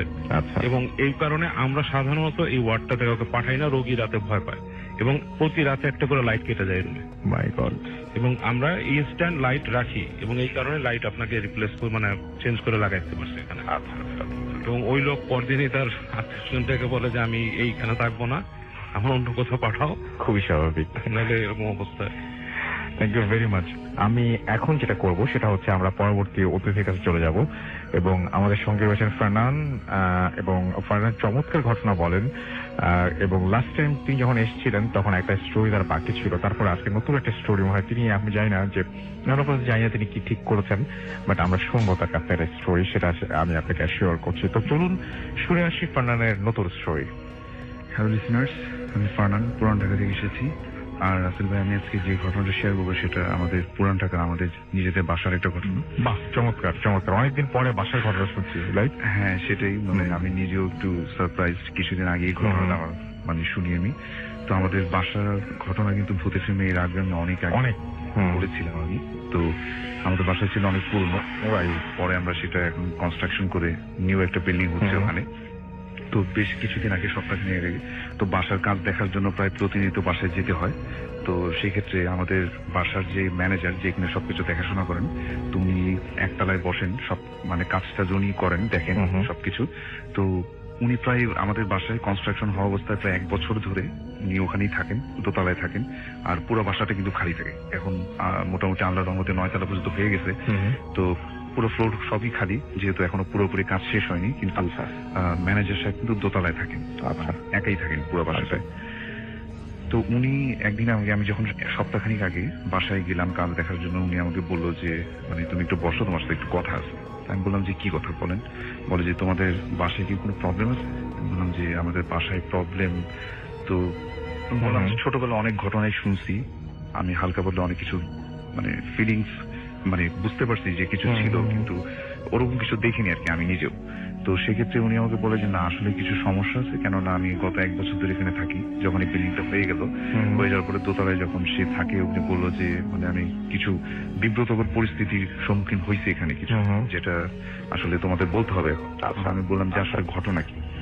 তুমি বললো যে আসলে ঘটনাটা হচ্ছে এরকম যে উনি অনেক পাঁচওয়াক্ত নামাজি, রাত্রে নামাজ পড়েন। যখন উনি আমাদের বাসার যে মেইন গেট সেগুলোকে ভালো মতো লক করে, দোতলায় উনি রুম আছে, ওখানে কমপ্লিট করা রুম, ওখানে সে থাকে রাত্রে। তো উনি যখন সবকিছু মানে একদম রাস্তার যে মেইন গেট এবং দোতলায় যে ঢোকার যে গেট সেটাও লক করে উনি ভেতরে ঘুমায়। তো উনি রাত্রে যখন তাহাজ্জুদের নামাজ পড়তে যান 12:30, 1টা, 3টা এরকম সময়টাতে, তো 2টার দিকে, তো একদিন সে বলে যে ফজরের ঠিক আগ দিয়ে মানে 2:30, 3টা এরকম একটা সময় মনে হচ্ছে যে একেবারে 9 তলা থেকে কেউ একজন নেমে আসলো, মানে সিঁড়ি বেয়ে নেমে আসে, হাঁটার শব্দ পাওয়া যায় রাতের বেলা। আর মেইন যে গেটটা দোতলায়, ওই গেটটাতে নক করে, এবং নক করে শুধু নকই করে না, এবং আমার আব্বুর ভয়েস নিয়ে ডাকে যে আনোয়ার সাহেব আপনি গেটটা খুলেন, আচ্ছা আমরা আসছি, গেটটা খুলেন, ঠিক আছে। তো এরকম মানে অনেক কাতর কণ্ঠে নাকি বলে যে গেটটা খুলেন বারবার। কিন্তু উনি চিন্তা করে যে এত রাত্রে কিভাবে আসলো, মানে আমার আব্বুর ভয়েস নিয়ে একবার বলছে। তারপরে নাকি বাসার যারা কনস্ট্রাকশন কাজ করতেছে আমাদের সাথে, ওনাদেরও কয়েকজন সুপরিচিত যারা আসেন রেগুলার, ওনাদের ভয়েস নিয়ে একবার বলছে যে গেটটা একটু খুলেন, মানে নক করতেছে গেটটা, আর বলছে গেটটা একটু খুলেন, মানে এমন মনে হবে যে কেউ একজন আসছে। আচ্ছা আচ্ছা। কিন্তু রাত 2টা 2:30 পর্যন্ত আসার কোনো প্রশ্নই ওঠে না। Right right. এটা হচ্ছে একটা কোশ্চেন। আর কথা যেটা হচ্ছে যে আমাদের মেইন গেটও তো লাগানো থাকে, আমরা যদি আসি বা আমরা তো ফোন করে আসবো এত রাত্রে একদম। তো উনি প্রথম একটু জিনিসটা নিয়ে চিন্তা করলো, পরে একবার নাকি উনি গেট খুলতে গেছে। তো গেট খুলতে যাওয়ার পর উনি নিজেই চিন্তা করছি যে না, এই গেটটা আমি আর খুলবো না, কেননা উনি যে সময়টা নামাজ পড়ে তখন এই সমস্যাটা হয় বারবার। ঠিক আছে, তো উনি চিন্তা করলো যেগুলো তাকে ডিস্টার্ব করার জন্য হয়তো বা কিছু একটা আসে, এবং উনি আমাকে বললো যে এই যে গেটটা যে নক হয় তার আগে মানে কোনো কিছু টেনে নিয়ে গেলে, কোনো বস্তা যদি টেনে নিয়ে যান, যেরকম একটা সাউন্ড হয় না সিঁড়ি ধাপ ধাপ করে, ওরকম সাউন্ড সে শুনতে পারে, তারপরেই এই নকটার শব্দ সে শুনে। আচ্ছা, ওটা কি আসে না আসে সে ওই গেটটা এখনো খুলেনি, এখনো সে জানে না যে কি আসে এক্স্যাক্টলি। তো উনি আমাকে এই ঘটনাটা বলে, এবং উনি যেটা বলে যে আমাকে, যে মনে হয় যে একেবারে উপরের ফ্লোর থেকে সিঁড়ি দিয়ে বেয়ে ওটা আসে, আসার সময় লিফটের পাশে যে মেন গেটটা আমাদের, ওখানে এসে নক করে, এবং আবার ওই বস্তার মতো একটা কি জানি সাউন্ডটা জেলে যাবেন আন্ডারগ্রাউন্ড যে বেসমেন্ট, ওখানে চলে যায়। উনি বলে যে আমাকে যেটা বলছে যে উনি, যে ওনার কাছে যেটা মনে হয় যে ওই জিনিসটা সারা বছর বেসমেন্টের ভিতরে থাকে, নিচে বেসমেন্টের ভিতরে। আচ্ছা, তো তখন আমি ওনার কাছে বললাম যে আচ্ছা এটা মানে এটা আসলে কি, আমি নিজেও একদিন থাকবো। আমি এটা চিন্তা করলাম যে আমি নিজে একদিন থাকি, কিন্তু আসলে আমি থাকিনি। আসলে ওই থাকার সেই ইয়েটা হয়নি, সাহসটা হয়নি, সুযোগ হয়নি, না সাহস হয়নি। সুযোগ সাহস মানে সাহস আল্লাহর মতো অবশ্যই আছে, কিন্তু সুযোগটা হয়নি আসলে। আচ্ছা, আর বাসায়ও যখন বলছি তখন বাসা থেকে বলছে যে কি দরকার থাকা, শুধু তো মানে দরকার নাই তো সব জিনিস। আচ্ছা, থাকতেই পারে এরকম অনেক কিছু, তাই না? খালি বাড়ি। ডেফিনেটলি, হ্যাঁ সেটা অবশ্যই। ওনার এই কথা শোনার পর আমি চিন্তা করলাম যে আচ্ছা ঠিক আছে, এটা তো এখন যদি থাকা সম্ভব একদিন থেকে দেখবো, আর নাইলে আমি দেখি কি করা যায়। তারপরে আমি যেটা চিন্তা করলাম যে মোটামুটি কাজ দেখার জন্য কিন্তু এই ঘটনার আগে আমি বেসমেন্টে গিয়েছি অনেকবার, যে কি অবস্থা কাজের দেখার জন্য। তো আমাদের পুরান ঢাকায় আবার বেসমেন্ট গুলা মানে ওই গাড়ি পার্কিং এর জন্য করা হয় না মেনলি, ঠিক আছে, এইভাবে না, মানে রুম করা হয় কোনো গোডাউন ভাড়া দেওয়ার জন্য, ঠিক আছে, জায়গা কম তো এই জন্য আর কি। তো ওখানে 7-8টা রুমের মতো আছে বেসমেন্টে। তো আমি প্রায় দেখি যে এই ঘটনার আগে আমি ওখানে গেছি, কিন্তু একটা সত্যি কথা বলবো আছে যে যখন আমি বেসমেন্টের ভিতরে যাই, ওখানে কোনো ইলেকট্রিসিটি ছিল না, মাটির মানে নিচে গেলে তো একটু গরম লাগার কথা, তাই না? একটু টেম্পারেচার বেশি হবে, কিন্তু আমার কাছে ঠান্ডা লাগে ওখানে গেলে। টেম্পারেচার ডিফারেন্ট মনে হয় যে উপর থেকে নিচে ঠান্ডা বেশি, সাফোকেশন আছে কিন্তু ঠান্ডাটা বেশি, এরকম মনে হয়। আর যখনই আমি ওখানে মানে আগে ঘটনা শোনার আগে যেতাম, আমার একটা গুজবাম হইতো যে সঙ্গে সঙ্গে হ্যাঁ কিছু একটা মানে একটা মনে হয় যে একটা কিছু একটা আছে, বা এরকম কিছু একটা, মানে কি আছে সেটা তো আর জানি না, মানে একটা ফিলিংস হয় অন্যরকম যে না এখানে কিছু একটা, মানে কেমন জানি জায়গাটা। তো বেশি কোনো ওখানে স্টে করতে আপনার ইচ্ছা করবে না ওখানে গেলে। তো এই ঘটনাটা শোনার পরে আমি তার 2-1 দিন পরে আমি চিন্তা করছিলাম বেসমেন্টে আবার যাই, যেহেতু ওখানে এখনো কাজ পুরোপুরি কমপ্লিট হয়নি, লাইটও লাগানো নাই, কিছুই নাই, আমি আবার যাই, মানে এই ঘটনাটা শোনার পরই। তো আমি যাওয়ার পরে মানে এক একটা রুম দেখলাম, টর্চ লাইট নিয়ে দেখলাম যে সব ঠিক আছে, ওখানে কিছু নাই, লোকটোকো নাই, ওখানে কাজ হচ্ছে না কোনো। তো আমি যেটা করলাম, না আমি তখন ফিল করিনি কিছু, বাট আমার তো ঘটনাটা আমার শুনছি যে বেসমেন্টে সে যেটা ফিল করে যে বেসমেন্টে নিয়ে রাখে, ওখানে থাকে সে রাতের বেলা ওই জিনিসটা। তো তখন আমি চিন্তা করলাম একটু ভয় ভয় কাজ করতেছে, যে মানে কিছু না দেখে ফেলে আবার হঠাৎ করে দেখে ফেললে তো জিনিসটা মানে আনইউজুয়াল, কেননা এরকম হঠাৎ করে দেখিনি কখনো আসলে। তো তারপরে যেটা হলো যে আমি একটু নিজেই আর কি, মানে একটু ফানের মতো যেটা বলতে পারেন, যে হঠাৎ করে নিজের মধ্যে মনে হলো যে আমি একটা শীষ বাঁধে ওখানে, হঠাৎ করে কোনো কারণ ছাড়াই, মানে আমার কিন্তু এটা মানে কোনো রেসপন্স পাইনি, কেননা এই গত 5-6 বছরের ভূতের ফিল্মের ঘটনা বলা, আপনাদের সাথে বিভিন্ন ট্যুরে মানে আমি গেছি বা ওর সাথে অনেক কিছু করছি, তো আমার জিনিসগুলো এখন আর ভয় লাগে না, ঠিক আছে, মজা লাগে। আমি দেখলাম যে দেখি কি কোনো রিপ্লাই আসে কিনা, যদি কিছু থাকে। বিশেষ করে আসলে আমি জাস্ট একটা শীষ মানে ওখানে জাস্ট বাজালাম, তার ঠিক 5 থেকে 7 সেকেন্ড 10 সেকেন্ড এরকম হবে, আমার ঠিক ডান কানে মনে হচ্ছে কেউ এসে ফু দিল, ঠিক আছে, কানে যদি ফু দিলে যেরকম লাগে না, একদম ডান কানে দিল। আমি তখনই আমার রিপ্লাইটা আমি পেয়ে গেছি যে না ইটস ওকে, আমার এখানে আমার আর কিছুই করার দরকার নেই, আমি যেটা বুঝার সেটা বুঝে ফেলছি, আমি জাস্ট চলে উপরে উঠে গেলাম। এখন আমি আর বেসমেন্টে যাইনি, এখন অলরেডি কমপ্লিট হয়ে গেছে, ওখানে আমি আর যাইনি। তো ওই দিন আমি রিপ্লাইটা আসলে পেয়ে গেছি যে আসলে হয়তো বা কিছু একটা আছে। ম্যানেজার যেটা বলেছেন যে এরকম কিছু একটা উপর থেকে আসে, ছাদ থেকে আসার পর আস্তে আস্তে করে কিছু একটা মানে নিয়ে যাওয়ার মতো একটা শব্দ হয়, বস্তা টস্তা কিছু টেনে নিয়ে গেলে, এবং সেটা বেসমেন্টে যে থেমে যায়, বেসমেন্টে যে টুকটাক সাউন্ডও সে পাই। তো এই কারণে আমি দেখলাম যে না আসলে কিছু একটা হইতে পারে। এই ছিল আমার ঘটনাটা। Thank you very much Farhan, এবং রেগুলার যেরকম চমৎকার ঘটনা আপনি বলেন, আজকের ঘটনাটা অসাধারণ একটা ঘটনা হয়েছে, এবং আমার কাছে খুব অদ্ভুত লাগলো যে ওইখানে গিয়ে আপনার মুড চেঞ্জ হয়ে গেছে মুহূর্তের মধ্যে, এবং আপনি অন্য একটা কিছু একটা করতে চেয়েছেন। হ্যাঁ মানে এটা খুব অদ্ভুত, কিন্তু মনে হচ্ছিল যে আমি একটা রিপ্লাই দেখি পাই কিনা, এরকম একটা রিপ্লাই মানে দেখি পাই কিনা। এবং আসলে আমি মানে এটা এখনো অবাক হয়ে আমি চিন্তা করি যে আমার কানে আসলে ফুটা দিল কোত্থেকে, মানে ওটা আসলো কোত্থেকে, সাফোকেশন, কোনো জানা নাই যে বাতাস আসবে, জাস্ট আমার কানে মনে হচ্ছে কেউ সামনে যেতে ফু দিল, তারপরে আমি মনে হলো যে আমার রিপ্লাইটা আমি পেয়ে গেছি, আমার আর এখানে কিছু করার দরকার নেই। এবং অনেক মানে আপনার এই বাসায় বাসা নিয়ে তো আসলে অনেক ঘটনা ঘটেছে এবং হ্যাঁ, এর আগে সেটার প্রেক্ষিতে বলাই যায় যে এখানে আসলে কিছু একটা আছে এবং আপনি মানে পরবর্তীতে এই জিনিসটা নিয়ে আরেকটু ঘাটাঘাটি যদি করতে চান, যদি জানতে পারেন কোনো কিছু, প্লিজ আমাদের জানাবেন। অবশ্যই জানাবো। Thank you very much. আমরা চলে যাব আমাদের পরবর্তী অতিথির কাছে এবং আপনার নামটা প্লিজ একটু আপনি বলবেন, তারপরে আপনার ঘটনায় যাব আমরা। কোথা থেকে এসেছেন সেটা বলে তারপরে আপনি আপনার ঘটনা শুরু করবেন প্লিজ। ধন্যবাদ রাসেল ভাই। আমি জিয়াউল ইসলাম ফার্মগেট থেকে এসেছি। জি, লিসেনার্সদের বিজয়ের মাসের শুভেচ্ছা জানাচ্ছি। এই ঘটনাটা আমার জীবনে ঘটে যাওয়া বাস্তব একটা ঘটনা। আমি আসলে অশরীরী বা ভূত প্রেতে আসলে বিশ্বাস করতাম না। আচ্ছা। এবং অনেক সময় ট্রাই করতাম যে দেখা যায় কিনা বা ফিল করা যায় কিনা, টাচ করা যায় কিনা, এরকম ট্রাই করতাম মাঝে মধ্যে। তো এরকম কোনো কিছু টের পাইনি, কিন্তু গত বলবো মাস দেড়েক আগের কথা, এটা আমার সাথে ঘটে গেল। আমি আমার প্রতিষ্ঠান থেকে সেমিনার নিতে গিয়েছিলাম পটুয়াখালীতে। আচ্ছা। আপনি জানেন রাসেল ভাই, ঢাকার চাইতে ঢাকার বাহিরে শীতটা একটু আগে আসে। ঢাকা তো আসেই না। তো হচ্ছে গিয়ে সেমিনার আমি যখন যাচ্ছিলাম, আমার ম্যানেজার আমাকে বললো যে স্যার আমাদের গেস্ট রুমে থাকবেন নাকি বাহিরে থাকবেন। আমি বললাম তুমি যেটা বেটার মনে করো। তখন সে বললো যে স্যার তাহলে আপনার জন্য একটা হোটেল ঠিক করি আমি। তো আমি বললাম ঠিক আছে। আমি 3টার দিকে সেমিনার শুরু করলাম, আর শীতের দিন তো সেমিনার শেষ করতে করতে 6টা বেজে গেছে। তো আমি খুবই ক্লান্ত ছিলাম। ক্লান্ত থাকার পর ম্যানেজারের সাথে ঘুরে টুরে একটু খাওয়া দাওয়া করতে করতে 9টা বেজে গেছে। রুমে ঢুকে গেলাম। রুমে গিয়ে আমি দেখলাম রুমের শেপটা মোটামুটি কি বলবো রাসেল ভাই, একটা খাট বসানো আছে, তার পাশে একটা আলনা কিছু নেই, একটা ওয়ার্ড্রোব। আমি ওয়ার্ড্রোব আগে খুঁজে দেখলাম কিছু আছে কিনা। এটা আমি প্রতিনিয়ত করি প্রত্যেকটা রুমে গিয়ে। আর একটা টিভি আছে পাশে, আর একটা ওয়াশরুম আছে। ওয়াশরুমের আমি ফ্রেশ হয়ে একদম ড্রেস চেঞ্জ করে 4 কোয়ার্টার পরে আমি ওয়াশরুমের ট্যাপ গুলো ঠিক ভালো মতো বন্ধ করলাম। এবং আমি আর্লি ঘুমাই, তো এটা আমার অভ্যাস। আচ্ছা। তো হচ্ছে ঘুমাতে চলে গেলাম। আই প্রবল 1:45 বা 1:30টার দিকে হঠাৎ কি একটা সাউন্ডে আমার ঘুম ভেঙে গেল। আমি তাকিয়ে দেখি টিভিটা চলছে। আচ্ছা। আমি প্রথমে ভয় না পেয়ে নিজেকে কন্ট্রোলে নিয়ে ভাবলাম অনেক টিভিতে টাইম দেওয়া থাকে, ওই টাইমে অন হয়ে গেছে। আমি এটা আবার অফ করলাম। অফ করার পরে এখন এইটা আসলে আমার ভেতর দিয়ে যাচ্ছিল না। আমি যদি চোখ বন্ধ করতে চাই, আমার মনে হচ্ছিল যে না, আসলে চোখ বন্ধ করলে কি যেন একটা ঝামেলা হবে। 5 মিনিট পর থেকে যা শুরু হলো, আসলে টোটাল নাইটটা খুব বাজে গেছে। এটা ছিল 5 মিনিট পর থেকে দেখলাম ওয়াশরুমে পানির শব্দ হচ্ছে।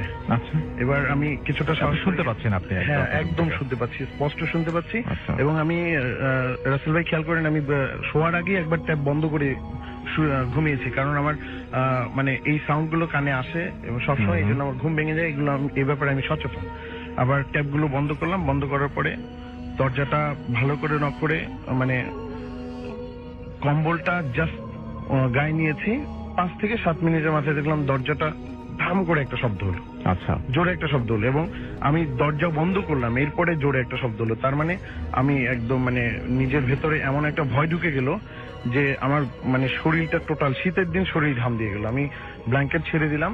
এখন আর কোনো কিছু করার সাহস পাচ্ছি না। এরপর থেকে বিকট যেই সাউন্ড আসা শুরু করলো, প্রথমে সাউন্ডগুলো নিজের মধ্যে নাচিং করে বসানোর চেষ্টা করলাম, যেগুলো বিড়ালের সাউন্ড, কুকুরের সাউন্ড, এগুলো। কিন্তু এরপর থেকে বিকট সাউন্ড আসা শুরু করলো। রাতটা খুবই বাজে কাটলো, এত বাজে কাটলো যে আমি আসলে কোনো দিকে তাকানোর সাহসই পাচ্ছিলাম না। এরপরে এইটা যদি রাতটাই যদি এরকম থাকতো তাহলে ভালোই হতো। সকালবেলা আমি মানে মোটামুটি দ্রুতই বের হওয়ার চেষ্টা করলাম, কারণ টার্গেট ছিল যে কুয়াকাটার দিকে একটু যাব। তো হোটেল বয়কে অনেক কথাবার্তা বলার পরে জিজ্ঞেস করলাম। হোটেল বয় যেটা বললো যে স্যার এটা আসলে বলা নিষেধ, আমি স্বীকার করছি আপনি এটা কাউকে বলবেন না। আমি ওকে কথার কাছে ফেলে দিলাম। ও বললো যে স্যার এখানে সপ্তাহখানেক আগে একটা লেডির লাশ পাওয়া গেছে। আচ্ছা। মানে এখন আর আমার মানে হাত পা চলছে না। তারপরও আমি আগের প্রোগ্রাম অনুযায়ী কুয়াকাটার দিকে গেলাম। কুয়াকাটায় গিয়ে যে মানে প্রবলেম গুলো আমার মধ্যে হচ্ছে, আমার মনে হচ্ছে সমুদ্রের যত গভীরে আমি যেতে পারি আমার জন্য ভালো হবে। এবং আর মানে আরো একটা বিষয় হলো, আমি যেই ড্রেসটা পরে সেমিনার নিচ্ছিলাম, কালো প্যান্ট ছিল আর সাদা চেক শার্ট ছিল। ওই চেক শার্টটা আর কালো প্যান্টটা আমি আনতে পারিনি, তার কারণে বা ভয়ের কারণে আনতে পারিনি। এবং এরপরে আমি যখন ঢাকায় ফিরছিলাম লঞ্চে করে, আমার লঞ্চে উঠে মনে হচ্ছিল আমি একটা ঝাঁপ দিই, কেমন লাগে। মানে এই যে বিষয়গুলো অ্যাডজাস্ট করতে পারছিলাম, আর যাকেই দেখছিলাম আমার মনে হচ্ছে যে আমার ওই সাদা শার্ট আর কালো প্যান্ট পরে যাচ্ছে, এবং আমার মনে হচ্ছে ওই লোকের পেছনে পেছনে আমি যাই। এবং আমি এরপর 2 দিন পরে মোটামুটি যখন নিজেকে গুছিয়ে নিতে পারলাম, অফিসে আমার এক কলিগের সাথে গল্প করছিলাম। আমার এক কলিগ বলল যে পটুয়াখালীতে এরকম একটা হোটেল আছে, আমি সঙ্গত গার্ডেন হোটেলের নামটা বলছি না, যে ওই হোটেলে যদি কোনো গেস্ট যায়, ওই গেস্টের আত্মহত্যা করার একটা প্রবণতা আসে। আমি তখন তাকে এটা শেয়ার করলাম, এবং এটা রাসেল ভাই আমার মধ্যে 15 থেকে 20 দিন এটা স্টে করেছে। এবং আমি পরবর্তী ট্যুর ছিল রংপুরে গিয়ে আমার মনে হয়েছে যে আমার প্যান্ট আমার শার্ট পরে আরেক ভদ্রলোক যাচ্ছে, আমার মনে হচ্ছে ওনার পেছনে পেছনে আমি যাই। এবং 2-1 আমি এরকম করেছি, এবং এই জন্য দেখা গেল যে আমার সাথে এইটা আমার ওই কলিগ 2-1টা স্টাফকে টাচ দিয়ে দিয়েছে যে স্যারকে একটু নক করার চেষ্টা করো, বা স্যারকে একটু ফলো করার চেষ্টা করো। মানে এইটা রাসেল ভাই আমার মধ্যে 15 থেকে 20 দিন ছিল এই বিষয়টা। আর এটা ভয়াবহ, মানে আপনার কোনো ধরনের কোনো কারণ ছাড়াই আপনার মনে হতো যে আপনার এই সময় মানে সুইসাইড করার যে একটা প্রবণতা, সেটা ইচ্ছা হতো যে? হ্যাঁ, আমার মনে হতো যে লাইফে তো অনেক কিছু পেয়েছে, এখন আর পাওয়ার কিছু নেই। লঞ্চে আসার সময় মনে হয়েছিল যে একটা ঝাঁপ দেই না। এবং আপনার কি এর আগে কখনো মনে হয়েছে এটা ফার্স্ট টাইম আপনার এরকম মনে হলো? This is first time. আচ্ছা, ওকে। এর আগে কখনোই এটা মনে হয় নাই, এবং এর আগে কোনো ধরনের কারোর সাথে ঝগড়াঝাটি কিচ্ছু হয় নাই কোনো কারণ ছাড়াই? না, এরকম কখনো হয় নাই। আর এর আগে ওই যে বললাম আমি ইন্টারেস্ট ফিল করতাম, আমার মনে হতো যে একটু দেখতে পারলে ভালো হতো, অশরীরী কিছু আছে কিনা, রাইট, এইগুলো দেখতে পারলে ভালো হতো। আর ওই ঘটনার পর থেকে 15 থেকে 20 দিন আমি এতটা স্ক্যাটার্ড ছিলাম যে আমার আসলে মনে হতো যে লাইফে আর কিছু পাওয়ার নাই, এখন একটু মানে ঝাঁপ দেই, লাভ দেই। এবং হচ্ছে গিয়ে আমরা যখন মানে বিভিন্ন গাড়িতে জার্নি করি, মনে হচ্ছে যে ওই ড্রাইভারের সামনে দিয়েও লাভ দেওয়ার একটা প্রবণতা চলে আসছে। এইটা ছিল আমার ঘটনা।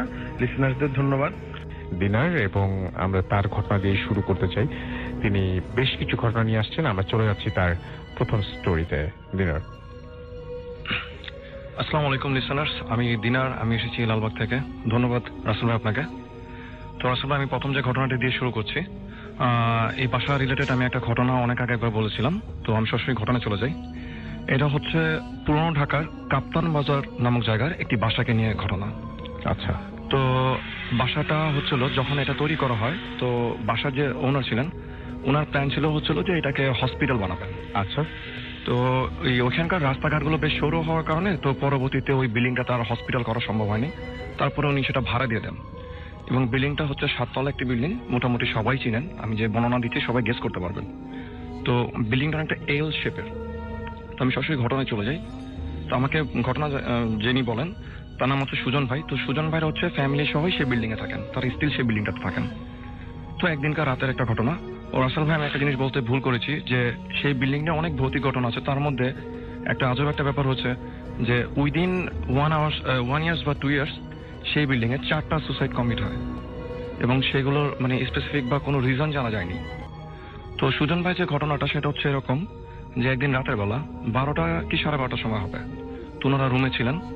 তো ওই রকম সময় হঠাৎ সুজন ভাই ওনার ফ্যামিলি মেম্বার সবাই শুনতে পায় যে ছাদে শাবল বা ভারী লোহা জাতীয় কিছু যদি হাতের থেকে ফেলা হয়, সেটা পড়ার পর যেরকম একটা সাউন্ড হবে এবং বাউন্স হওয়ার পর একটা সাউন্ড হবে, ঠিক এইরকম সাউন্ড হচ্ছে।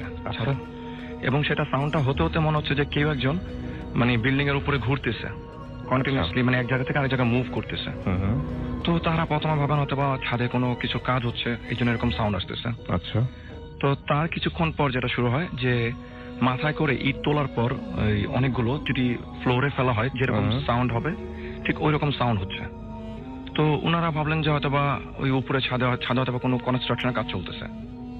তো ওনারা সেটা সেভাবে পাত্তা দেয়নি, তখন তারা নতুন আসছে সেই বিল্ডিং এ। তো পরের দিন সকালে সোহাগ ভাই যিনি, তো উনি ভাবলেন যে একটু ছাদে গিয়ে দেখি যে ছাদে কি কাজ হচ্ছে, রাতের বেলা এরকম শব্দ হলো।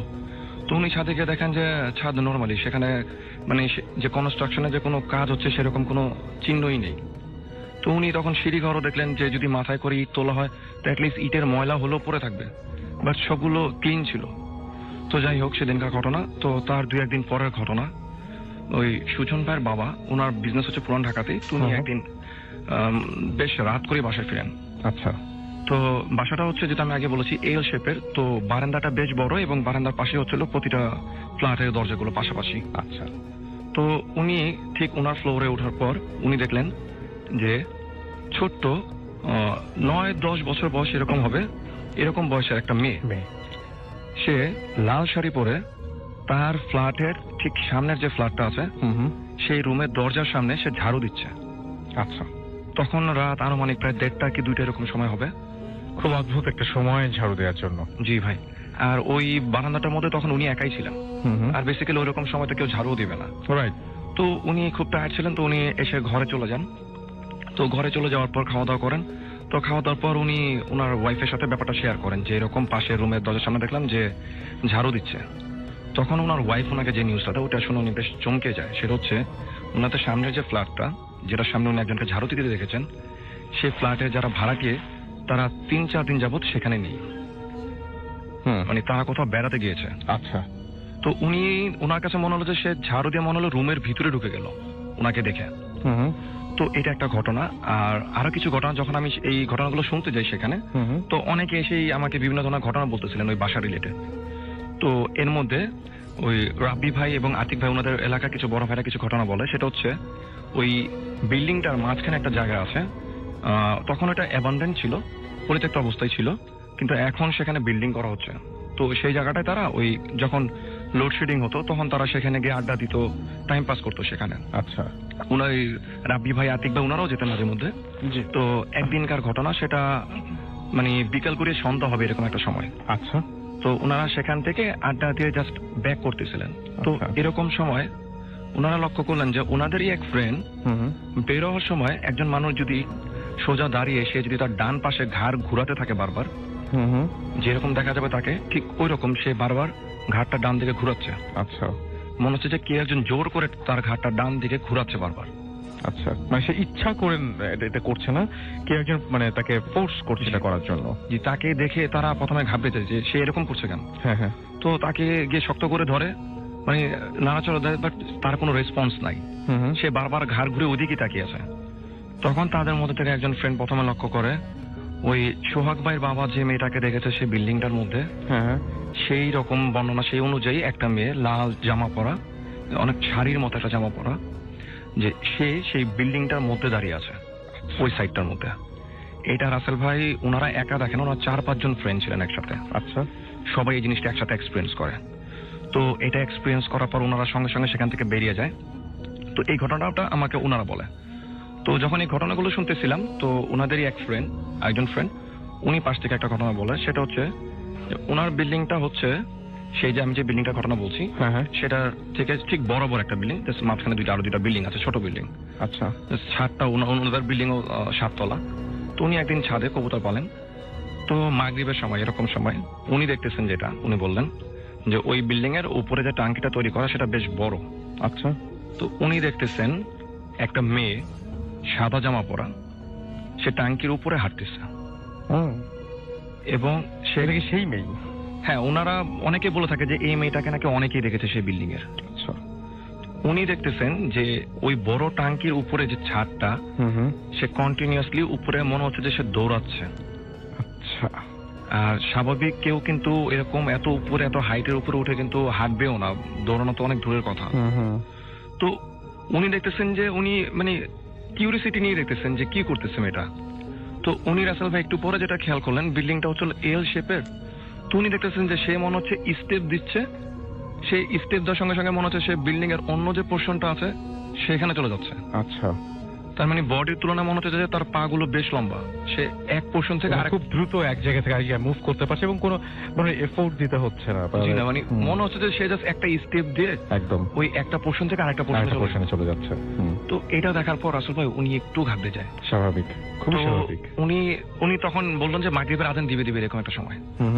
তো উনি রাসেল ভাই তখন চিন্তা করলেন যে এখন আর ছাদে থাকাটা ঠিক হবে না, তো উনি নেমে যাবেন চিন্তা করলেন। তো রাসেল ভাই যেই উনি ওই বিল্ডিং থেকে জাস্ট নজর ঘুরায়, উনি যে ওনাদের সিঁড়িতে নিচে নামবে, তখন উনি দেখে যে উনি এতক্ষণ যে মেয়েটাকে ওই বিল্ডিং এ হাঁটতে দেখতেছিল সেই মেয়েটা তাদের বিল্ডিং এর ছাদে। আচ্ছা। তাদের বিল্ডিং এর ওখান থেকে চলে এসছে এই বিল্ডিং এ। হ্যাঁ, উইদিন ফিউ সেকেন্ডস। হ্যাঁ, তারপরে সেই ছাদের যে বাউন্ডারিটা আছে সে বাউন্ডারির মধ্যে সে হাঁটতেছে। মানে ওইখানে স্বাভাবিক কেউ গিয়ে যে হাঁটবে তাও না। অ্যাবসার্ড ব্যাপার এটা। জি, আর আরেকটা ঘটনা রাসেল ভাই, ওই বিল্ডিং এর পাশে একটা আমাকে বলে যে, আতিক ভাই বলে উনি ছাদে আগে মাঝে মধ্যে কারেন্ট চলে গেলে ছাদে যেতেন, তো উনি কয়েকদিন দেখছেন যে সাদা জামা পরা একটা মেয়েকে বিল্ডিং এর একটা পাশে দাঁড়িয়ে থাকতে। আচ্ছা। তো উনি কয়েকদিন খেয়াল করছেন হয়তো যে লোডশেডিং এর কারণে সে হয়তো উপরে আসে, বাট উনি 3-4 দিন দেখেছে যে সে একটা সাইডে আসে এবং একই রকম ভাবে সে দাঁড়ায়, মানে কোনো নড়াচড়া নাই তার। যে অ্যাজ ইউজুয়াল কেউ যদি ছাদে যায় সে তো মুভ করবে এক জায়গা থেকে আরেক জায়গা, বাট সে দেখতেছে যে সে প্রতিদিনই তাকে দেখতেছে যে সে একই জায়গায় একই ভাবে দাঁড়িয়ে আছে। তো একদিন উনি চিন্তা করলেন যে ওনাদের বাসার ছাদের উপরের যে ফ্লোরটা ওইখান থেকে দেখবেন যে এটা আসলে কে, সে প্রতিদিনই এসে এখানে দাঁড়িয়ে থাকে। তো যেই রাসেল ভাই উনি জাস্ট 6 তলা থেকে 7 তলা উঠে ওনাদের বিল্ডিং এর, উনি ওই কয়েক সেকেন্ড 3-4 সেকেন্ড হবে, উনি সঙ্গে সঙ্গে দেখলেন যে সেখানে কেউ নেই। কেউ নেই বলতে গেলে হচ্ছিল উনি এতক্ষণ এই কয়দিন যাকে দেখেছে সেখানে দাঁড়িয়ে থাকতে, সেখানে জাস্ট 2টা পাইপ দেখছেন এখন উনি। বাট এই কয়দিন যাকে উনি দাঁড়িয়ে থাকতে দেখেছেন সেখানে উনি ওই রকম কোনো পাইপ জাতীয় কিছুই দেখে নাই। তো এটা দেখার পর আতিক ভাই বেশ ভয় পেয়ে যায়। তো আতিক ভাইরা ওই বাসায় ভাড়া থাকে, তো ওই বাসার যে বাড়িওয়ালা উনি আতিক ভাইকে যে ঘটনাটা বলে সেটা হচ্ছে উনি যে মেয়েটাকে দেখেছেন এই মেয়েটাকে অনেকেই দেখেছেন সেই বিল্ডিং এর এই ছাদের এই পাশে। আচ্ছা। তো এটা বেশ আগের একটা ঘটনা। এখানে এই একটা মেয়ে থাকতো এবং আতিক ভাইয়ের যে বিল্ডিং আছে তার পাশের বিল্ডিং এ একটা ছেলে থাকতো, তাদের মধ্যে অ্যাফেয়ার ছিল। তো কোনো কারণে মেয়ের এবং ছেলের ফ্যামিলি কেউ মেনে নেয়নি ব্যাপারটা। আচ্ছা। তো মেয়ে ঠিক ওই আতিক ভাই তাকে যেখানে দাঁড়িয়ে থাকতে দেখেছে সেখান থেকে সে লাফ দিয়ে পড়ে যায়, এবং লাফ দিয়ে পড়ে যাওয়ার পর অনেক বাসার মেইন গেটের উপরে কিছু রডের মতো সরু করে দেওয়া যাতে কেউ পা দিতে না পারে। Right right. তো রাসেল ভাই সেই মেয়েটাকে সবাই সকালবেলা দেখায় যে সে পড়ে আছে, তার এই গলার এই দিক দিয়ে সেই রডগুলো ঢুকে আছে। এই ঘটনাটা সেই ঘটনাটার পর থেকে এই মেয়েটাকে এখানে দেখা যায়। আর ঠিক এই ইনসিডেন্টটার 2 দিনের মাথায় সেই ছেলেটা ওই পাশ থেকে লাফ দেয়। আচ্ছা। তো এরপর থেকে নাকি ওই আতিক ভাই রাব্বিব আমাকে বলে যে ওই বিল্ডিংটাতে মানে প্রায় নাকি সবাই তাদেরকে দেখে, ওই 2 জনকেও নাকি মাঝে মধ্যে দেখা যায়। এরপর থেকে এটা শুরু হয়েছে। এবং রাসেল ভাই আমি যে বিল্ডিংটার ঘটনা বললাম এই বিল্ডিংটা কিন্তু স্টিল মানে এরকম ছোটখাটো কিছু ঘটনা ঘটতেই থাকে সেই বিল্ডিংটাতে। আচ্ছা। তো এরকম রাসেল ভাই আরো অনেক ঘটনা আছে, তো এরপরে সময় পেলে আমি আরো ঘটনা শুনে আসবো ওই বিল্ডিং এর। আচ্ছা। জি রাসেল ভাই। এবং ওই বিল্ডিংটা নিয়ে ওই এলাকায় মোটামুটি সবাই মানে আপনি বলছিলেন যে ওই এলাকার সবাই এই বিল্ডিং এর কথা জানে এবং সবাই এই বিল্ডিং এর সম্পর্কে মানে যখন ভাই আমি ঘটনা শুনতে যাই মানে বেশ ভিড় হয়ে যায়, সবাই বলতেছিল ছোটখাটো ঘটনা ওই বিল্ডিং কে নিয়ে। এবং সেটা হচ্ছে কাপ্তান বাজারের একটা ভবন, মানে সবাই কাপ্তান বাজার বলার পরে হয়তো সবাই চিনে ফেলবে। এই ছিল রাসেল ভাই আমার ঘটনা। ওকে। নামটা প্লিজ একটু বলবেন, তারপর আপনার ফোন নাম্বার এখানে বলতে হবে না অবশ্য, আপনার নামটা একটু বলবেন এবং তারপর আপনি কোথা থেকে এসেছেন সেটা বলবেন, তারপর আমরা আপনার ঘটনায় যাব। আসসালামু আলাইকুম, আমি রেজা মাওলা। আমি এসেছি মহাখালী ওয়ারলেস গেট থেকে। আমি এখন যে ঘটনাটি বলবো বা আমার জীবনের এক্সপেরিয়েন্স থেকে বলছি, আমার অভিজ্ঞতা, সেটা হচ্ছে আজ থেকে 4 অথবা 5 বছর আগে, এটা আধুনিক রাজধানী ঢাকা শহরই আমি যেখানে বসবাস করি সেখানে আমার নিকটবর্তী যে মসজিদে আমি নামাজ পড়ি সেখানে এই ঘটনাটি ঘটে। এই কিছু 4-5 বছর আগে আমাদের মহাখালী ওয়ারলেস গেটে যে বড় মসজিদটা আছে সেটা সংস্কার করার জন্য এটা পুরোটা মসজিদ ভেঙে ফেলা হয়, নতুন ভাবে তৈরি করা হয়। তো সেজন্য যে মসজিদের সামনে যে স্কুলের যে ছোট্ট জায়গাটা আছে সেখানে নামাজের ব্যবস্থা করা হয়। নিয়মিত সেখানে জুমা এবং পরবর্তীতে তারাবিও অনুষ্ঠিত হয়। তো আজ থেকে 4-5 বছর আগে যে তারাবি, সেই আমার যে অভিজ্ঞতা হয়েছিল, তারাবি যখন শুরু হয় তখন ওই দিন ছিল একটু বৃষ্টি এবং ঝিরঝির বৃষ্টি এবং কিছু কাদা স্যাঁতস্যাঁতে পরিবেশ। আর ওখানে এই ছোট্ট পরিসরে মসজিদে বা 100 জনের মতো হবে না নামাজ পড়ার ব্যবস্থা তখন ছিল। তো আমি নামাজ পড়ার সময় আমি ছিলাম কাতারের হয়তো 3 নম্বরে কাতারে ছিলাম। এক কাতার হয়তো 10 জনের বা 12 জনের বেশি হতে জায়গা হতো। তো সেই হিসেবে আমি 3য় কাতারে, আমার বাঁদিকের একজন পরে একজন মুসল্লি ছিল। সেই মুসল্লিকে তারাবি শুরু হওয়ার পরে তার দিকে আমার দৃষ্টি যায় এবং যাওয়ার পরে আমি একটু আশ্চর্যিত হই, কারণ তার অস্বাভাবিক কালার বা সৌন্দর্য দেখে। এত সুন্দর একজন লোক, যেটা বলবো যে এটা ব্রিটিশদের গায়ের রঙের মতো। আমি যাকে তুলনা করতে পারবো ব্রিটিশ একজন স্পিনার ছিল বয়স্ক, যেটা জার্ভিস, তার স্টেজের সাথে। তখন বারবার নামাজ শুরু করার আগে ওর দিকে তাকাচ্ছিলাম। এবং ও এরকম দেখলাম ওর পরায় ছিল পাঞ্জাবি এবং গলায় ছিল একটা হাইনেক একটা সোয়েটারের মতো, ওটা গলায় পেঁচানো ছিল। এবং আমরা যথারীতি নামাজ শুরু হয়, তারাবি কিন্তু একটু বড় সূরা দিয়ে শুরু হয়, এটা খতম তারাবি। এবং তারাবি শুরু হওয়ার পরে যখন নিয়ত বাঁধা হচ্ছিল, তখন ওই ভদ্রলোক নিয়ত বাঁধার পরে একটা মানুষ যেরকম একটা ঢেকুর দিলে একটা শব্দ হয়, এরকম ঢেকুর দিল। সেটা তখন একটা স্বাভাবিক ঘটনা হিসেবে নিয়েছিলাম। নামাজ যখন শুরু হলো, চারিদিকে একদম প্রচন্ড ব্যাড স্মেল, পুরো ইয়েটাতে সবাই অস্বস্তি বোধ করতে লাগলো। হয়তো বৃষ্টির দিনে সবাই ভেবেছিল যে হয়তো এটা এরকম হতে পারে, আশেপাশে নর্দমার গন্ধটন্ধ হয়তো আসতে পারে, কিন্তু এটা তীব্রতা বাড়তেই লাগলো। নামাজ শুরু যখন চলতে থাকলো, এক পর্যায়ে ওই লোকটা আরো একটু বিকট ধরনের একটা ঢেকুর তুললো। তারপর পরিস্থিতি সম্পূর্ণ বিপরীত হয়ে গেল। পরিস্থিতি পুরো পরিবেশটা একটা মানে খেজুরের রস দিয়ে পায়েস তৈরি করলে যে একটা পরিবেশ হয়, সুন্দর একটা গন্ধ, সে স্মেলে সবাই আবার পেছনে সেই ব্যাড স্মেলের কথা ভুলে গেল। যথারীতি তারাবি 4 রাকাত খুব কম করে হলো 12 থেকে 15 মিনিটের মতো হয়ে থাকে। তারাবি যখন শেষ হলো, তখন আমার মনোসংযোগ, তখন তারাবির সময় নর্মালি কিন্তু আমরা কনসেন্ট্রেশনটা দিতে হয় ওই সূরার দিকে, তখন বারবারই ওই লোকটার কথাই মনে হচ্ছে, আর বারবার দুটো গন্ধের স্মেলের কথা আমার মনে হচ্ছিল। যথারীতি তারাবি যখন মাঝখানে 4 রাকাত পরে যখন শেষ হয়, 4 রাকাত শেষ হওয়ার পর একটা ব্রেক দেওয়া হয়, ওই ফিরে দেখলাম যে আমার পরবর্তী ওই কাতারে ওই লোকটি নেই। এখন কথা হলো, সাথে সাথে আমি দেখলাম আরো একজন লোক এসে ওই ফিলিং দ্য ব্ল্যাঙ্কস, যেটা ওই শূন্যস্থানটা পূরণ করে দিল। কিন্তু নামাজ যতক্ষণই ছিল, আমার তখন লাগলো যে এত সুন্দর এই ব্যক্তিটা এই নামাজের ভিতরে কোথায় হাওয়া হয়ে গেল। এই ছিল আমার এই বাস্তবিক এই আধুনিক ঢাকায় একটা অভিজ্ঞতা। কতদিন আগের ঘটনা এটা?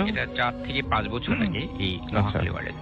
Thank you very much. আমরা চলে যাবো আবারও দিনার হোসেনের কাছে, এবং তার সেকেন্ড ঘটনাটা আমরা শুনবো। এটা একটু লম্বা স্টোরি হবে, আমাদের সঙ্গে থাকুন। স্টে টিউনড ফর ইউর ফুর্তি এন্ড ডোন্ট স্টপ দ্য ফুর্তি। ধন্যবাদ রসুল ভাই আপনাকে। আমি এখন যে ঘটনাটা শেয়ার করছি, এটা আমাকে জনি ভাই বলেছেন। তো জনি ভাই ঘটনাটি যেভাবে বলেছেন আমি ঠিক সেভাবে শেয়ার করছি। তো ঘটনাটি ঘটেছে হচ্ছিল 2012-র শেষের দিকে। তো তখন শীতকাল ছিল। তো জনি ভাই আর আরো 3 জন ফ্রেন্ড, টোটাল ওনারা 4 জন ঢাকা থেকে মানিকগঞ্জের হরিরামপুর নামক জায়গায় ওনার এক ফ্রেন্ডের বাসায় বেড়াতে যায়। আচ্ছা। তো সেখানে তাদের আরো 2 জন ফ্রেন্ড ছিলেন। তো প্রথম দিন জনি ভাই তার ফ্রেন্ডসরা ওই যার বাসায় যায় তার নাম হচ্ছে সাগর ভাই। তো সাগর ভাই বাসায় স্টে করে। তো পরের দিন তারা যেটা করে যে সাগর ভাইয়ের যিনি চাচা আছেন তার বাসাটা হচ্ছে ওই হরিরামপুর বাজারেই। তো তারা চিন্তা করে যে তারা এখানেই থাকবে। তো সেই বাসাটা হচ্ছিল নিচের দিকে কিছু দোকান আছে, এবং সেকেন্ড ফ্লোরে হচ্ছিল একটা ব্যাংকের ব্রাঞ্চ, এবং থার্ড ফ্লোরে কিছু রুম করা, ঢাকা থেকে গেস্টরা গেলে সেখানে থাকে। তো সেকেন্ড দিনে যে ঘটনা সেটা হচ্ছে যে রাতের বেলা, তখন 9:30 হবে এরকম সময়, তারা খাওয়া দাওয়া করে ওই সাগর ভাইয়ের বাসার থেকে একটু ভিতরে ছিল, হরিরামপুর বাজার থেকে তারা এই বাসাটার দিকে আসতে থাকে। তো তারা বাসায় আসে, তখন ওই বাসার যে কেয়ারটেকার আছে উনি তাদেরকে চাবি বুঝিয়ে দিয়ে চলে যায়। তো তারা রুমে উঠে, তো রুম ওঠার পর অনেকক্ষণ গল্প টল্প করবো, তারা ভাবলেন যে একটু বাইরে গিয়ে হাঁটবেন। মোটামুটি ভালো ঠান্ডাই ছিল তখন। তো তারা সবাই রুম থেকে বের হয়। তো বের হয়ে তারা হাঁটতে থাকে। তো তখন মোটামুটি ওই বাজারের মধ্যে কেউ ছিল না, মানে সব দোকান যা ছিল সব বন্ধ হয়ে গেছে, এবং সবাই বাসা চলে গেছে। রাত তখন 10টা 10:15 এরকম সময়। তো ওনারা হাঁটতে হাঁটতে ঠিক ওই বাজারটার শেষ প্রান্তে আসে। তো আসার পর ওই সাগর ভাই যিনি ছিলেন তাদেরকে বললেন যে তার সাথে ওই একটা ক্ষেতের মধ্যে নামতে বললেন। আচ্ছা। তো তারা সবাই ওই মূল সড়ক থেকে ক্ষেতের মধ্যে নামলেন। তো নেমে তারা হাঁটতেছিলেন ক্ষেতের আইলের উপর দিয়ে। তো হাঁটতে হাঁটতে একটু দূরে যাওয়ার পর বিশাল বড় চক। তো তখন সাগর ভাই তাদেরকে বিভিন্ন ঘটনা বলতেছিলেন ওই এলাকা রিলেটেড। উনি যে মুরব্বীদের মুখ থেকে যেরকম ঘটনা শুনেন, যে ওই এলাকার মুরব্বীরা বলে যে মাঝে মধ্যে নাকি এই চকের মধ্যে দিয়ে একজন লোককে ঘোড়া চালিয়ে যেতে দেখা যায়। আচ্ছা। এবং সেটা হচ্ছে কি 2 সেকেন্ড কি 3 সেকেন্ড এরকম সময়ের মতো। তারপর আবার সে মনে হচ্ছে যে শূন্যের মধ্যে আবার মিশে যায়। তো এইটা নাকি সে এলাকা অনেকেই দেখেছে। তো যাই হোক, এরকম অনেক ভৌতিক ঘটনা তারা শুনতেছিল এবং হাঁটতেছিল। তো একজনের পর একজন এভাবে হাঁটতেছে তারা। তো একটা সময় জনি ভাই একটা ফ্রেন্ড আবির ভাই, উনি পিছন থেকে জনি ভাইয়ের কাঁধে হাত দিয়ে থামতে বললেন। তো উনি থামে পিছনে তাকালেন, দেখলেন যে কালো কুচকুচে কালো রঙের কিছু একটা তাদের পিছনে পিছনে হাঁটতেছে। তো ওনারা বেশ একটু খেয়াল করে দেখলেন যে অনেকটা কুকুর বা শিয়াল এই জাতীয় কিছু একটা হবে, তাদের পিছনে পিছনে হাঁটতেছে। তো তারা ভেবে নিলেন হয়তো বা কুকুর বা শিয়াল এরকম কিছু একটা হবে, তো থাকতেই পারে সেখানে, তারা ভেবে নেন। তো তারা হাঁটতে থাকে। তো বেশ খানিকক্ষণ হাঁটার পর তারা সেই চকের প্রায় শেষ প্রান্তে চলে আসে। আচ্ছা। তো তারা দূরে থেকে দেখা যায় বেশ উঁচু একটা জায়গা। তো ওইখানে তারা সবাই একসাথে উঠে। তো ঠিক উঠার পর তারা দেখলো যেটা, যে সেটা হচ্ছে তাদের গ্রামের একটা শ্মশান। তো সাগর ভাই যেটা বলে যে এটা হচ্ছে তাদের গ্রামের অনেক বেশ পুরাতন একটা শ্মশান, এবং শ্মশানটার পাশ ঘেঁষেই হচ্ছিল নদী। আর সেখানে বাসা বাড়ি বলতে গেলে আশেপাশে কিছুই নেই, সব বেশ দূরে দূরে বাসা। তো সেখানে তারা কিছুক্ষণ গল্প টল্প করে। তো গল্প টল্প করার পর তারা চিন্তা করলেন যে এবার তারা ব্যাক করবে বাসার দিকে। তো তারা বাসার দিকে ব্যাক করতেছিলেন, তখন জনি ভাই যিনি, উনি সবার পিছনে ছিলেন। তো ওনারা যখন সেই শ্মশান থেকে নামতেছিলেন, এবং সেই শ্মশানটা কোনো বাউন্ডারি ছিল না, উনি নামার সময় খেয়াল করলেন যে মনে হলো যে কালো কিছু একটা তার পিছনে পিছনে সেই শ্মশান থেকে নামতেছে। তো উনি ভাবলেন যে আসার সময় যে জিনিসটা দেখেছে সে ওইটাই হবে, কুকুর বা শিয়াল। তো হাঁটতেছে উনি। তো উনি খেয়াল করলেন যে ভারী কোনো বস্তা যদি মাটির উপর দিয়ে টেনে নিয়ে যাওয়া হয় যেরকম একটা সাউন্ড হবে, ঠিক মনে হচ্ছে এরকম একটা সাউন্ড আসতেছে পিছন থেকে। তো উনি পিছনে ফিরে তাকিয়ে খেয়াল করলেন যে মনে হলো কিছু একটা জিনিস তাকে দেখে নিচু নিচু হয়ে গেছে, যাতে সে দেখতে না পারে। তো উনি ওইখানে আর বেশিক্ষণ কনসেন্ট্রেট করেন, উনি সামনে দিকে হাঁটতে থাকেন। তো হাঁটার পর উনি দেখতেছে যে ওই সাউন্ডটা বেশ মনে হচ্ছে যে বেশ কাছাকাছি কেউ একজন ওই শব্দটা করতেছে। তখন জনি ভাই, আবি ভাই এবং আরেকজন ফ্রেন্ড ছিল, তারা তিনজনই সেখানে দাঁড়ায়। ওরা তিনজন দেখে যে রাসেল ভাই, যদি কারো পায়ে প্যারালাইজড হয়ে যায়, সে যদি দুই হাতে ভর দিয়ে হাঁটলে যেরকম দেখাবে, মাই গুডনেস, মানে এইরকম একটা ফিগার হামাগুড়ি দিতে আসছে। জি, দুই হাতে ভর দিয়ে দিয়ে তাদের দিকে আসতেছে। তো তারা যে কারোর সাথে শেয়ার করবে বা কিছু বলবে যেটা কি জিনিস, বা সামনে যারা চলে গেছে তাদেরকে ডাক দিবে, তো এরকম তারা কিছু বুঝে উঠতে পারতেছিল না যে এক্স্যাক্টলি ওই সময় কি করবে। তো তারা যেটা করলো যে সবাই যেরকম মানে যে যেমন দৌড় পারে তারা পড়তে লাগলো, এবং পড়তে পড়তে সামনের দিকে প্রায় খুব দ্রুত গতিতে হাঁটতে লাগলো। আচ্ছা। তো হাঁটতে হাঁটতে একটা সময় তারা খেয়াল করতেছে যে সেই জিনিসটা তাদের পিছনে না, তাদের থেকে ঠিক 3 কি 4 ফিট দূরত্বে তাদের পাশাপাশি সেই জিনিসটা হাঁটতেছে, মানে পেছন থেকে আস্তে আস্তে পাশাপাশি চলে আসছে, এবং সেটা দুই হাতে ভর দিয়ে হাঁটতেছে মনে হচ্ছে। এবং তারা দেখলেন যে ওইটার যে বডিটা ছিল, বডির তুলনায় মাথাটা বেশ ছোট, মানে মনে হচ্ছে যে বেশ ছোট একটা মাথা, এবং বোঝা যাচ্ছে না যে আসলে জিনিসটা কি। আচ্ছা। তো ওনারা সামনে ওনাদের যে ফ্রেন্ডরা ছিল তারা রাস্তার উপরে উঠে গেছে এর মাঝখানে ভয়। হ্যাঁ, মানে ওনারা এটা খেয়ালই করেন, ওনারা অনেক সামনে ছিল। তো জনি ভাইয়ের মাঝখানে 2-3 বার থামার কারণে তারা পিছিয়ে যায়। তো ওনারা কোন রকম মূল সড়কে ওঠার পর ওনারা রাস্তার এক পাশ থেকে আরেক পাশে চলে আসে। তো ওনারা যে পাশে এসে দাঁড়ায় সে পাশে একটা কালী মন্দির ছিল। তো ওনারা সেখানে উঠে দেখতেছেন যে ওই জিনিসটা নিচের থেকে উঠে ঠিক রাস্তার ওই পাশে দাঁড়িয়ে আছে, আর ওনারা হচ্ছে ফ্রেন্ডসদেরকে নিয়ে কালী মন্দিরের সামনে দাঁড়িয়ে আছে। তো ওই জিনিসটা হয়তোবা উনি বলেন যেটা, যে হয়তোবা মন্দির থাকার কারণে সেই জিনিসটা হয়তোবা সামনে আসতেছিল না, এরকম কোনো কিছু। তো ওনারা সামনে থেকে হাঁটতে থাকে। তো ওনারা সামনে এসে ওই ফ্রেন্ডদেরকে কিছু বলেনি যাতে তারা হয়তো ভয় পেতে পারে। তো ওনারা চিন্তা করলেন যে তাড়াতাড়ি বাসায় চলে আসবেন।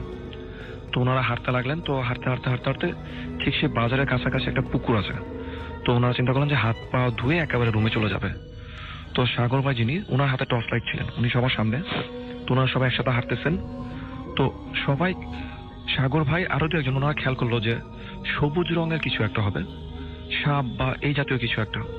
মনে হলো যে তাদের পা সামনে থেকে এসে পিছনের দিকে চলে গেল। ওকে। তো এটা মানে সবাই খেয়াল করছে। তো উনি সঙ্গে সঙ্গে টর্চ নিয়ে পিছনে ঘোরার পর দেখতেছেন যে রাস্তার মধ্যে কিছুই নেই। মানে যদি ওখানে কোনো ঝোপঝাড়ও ছিল না যে কোনো সাপ হলে যে ঝোপঝাড়ে ঢুকে যাবে তাকে দেখতে পাওয়া যাবে না। তো রাসেল ভাই তারা তাড়াহুড়া করে হাত মুখ ধুয়ে ওনারা রুমে চলে আসে। আচ্ছা।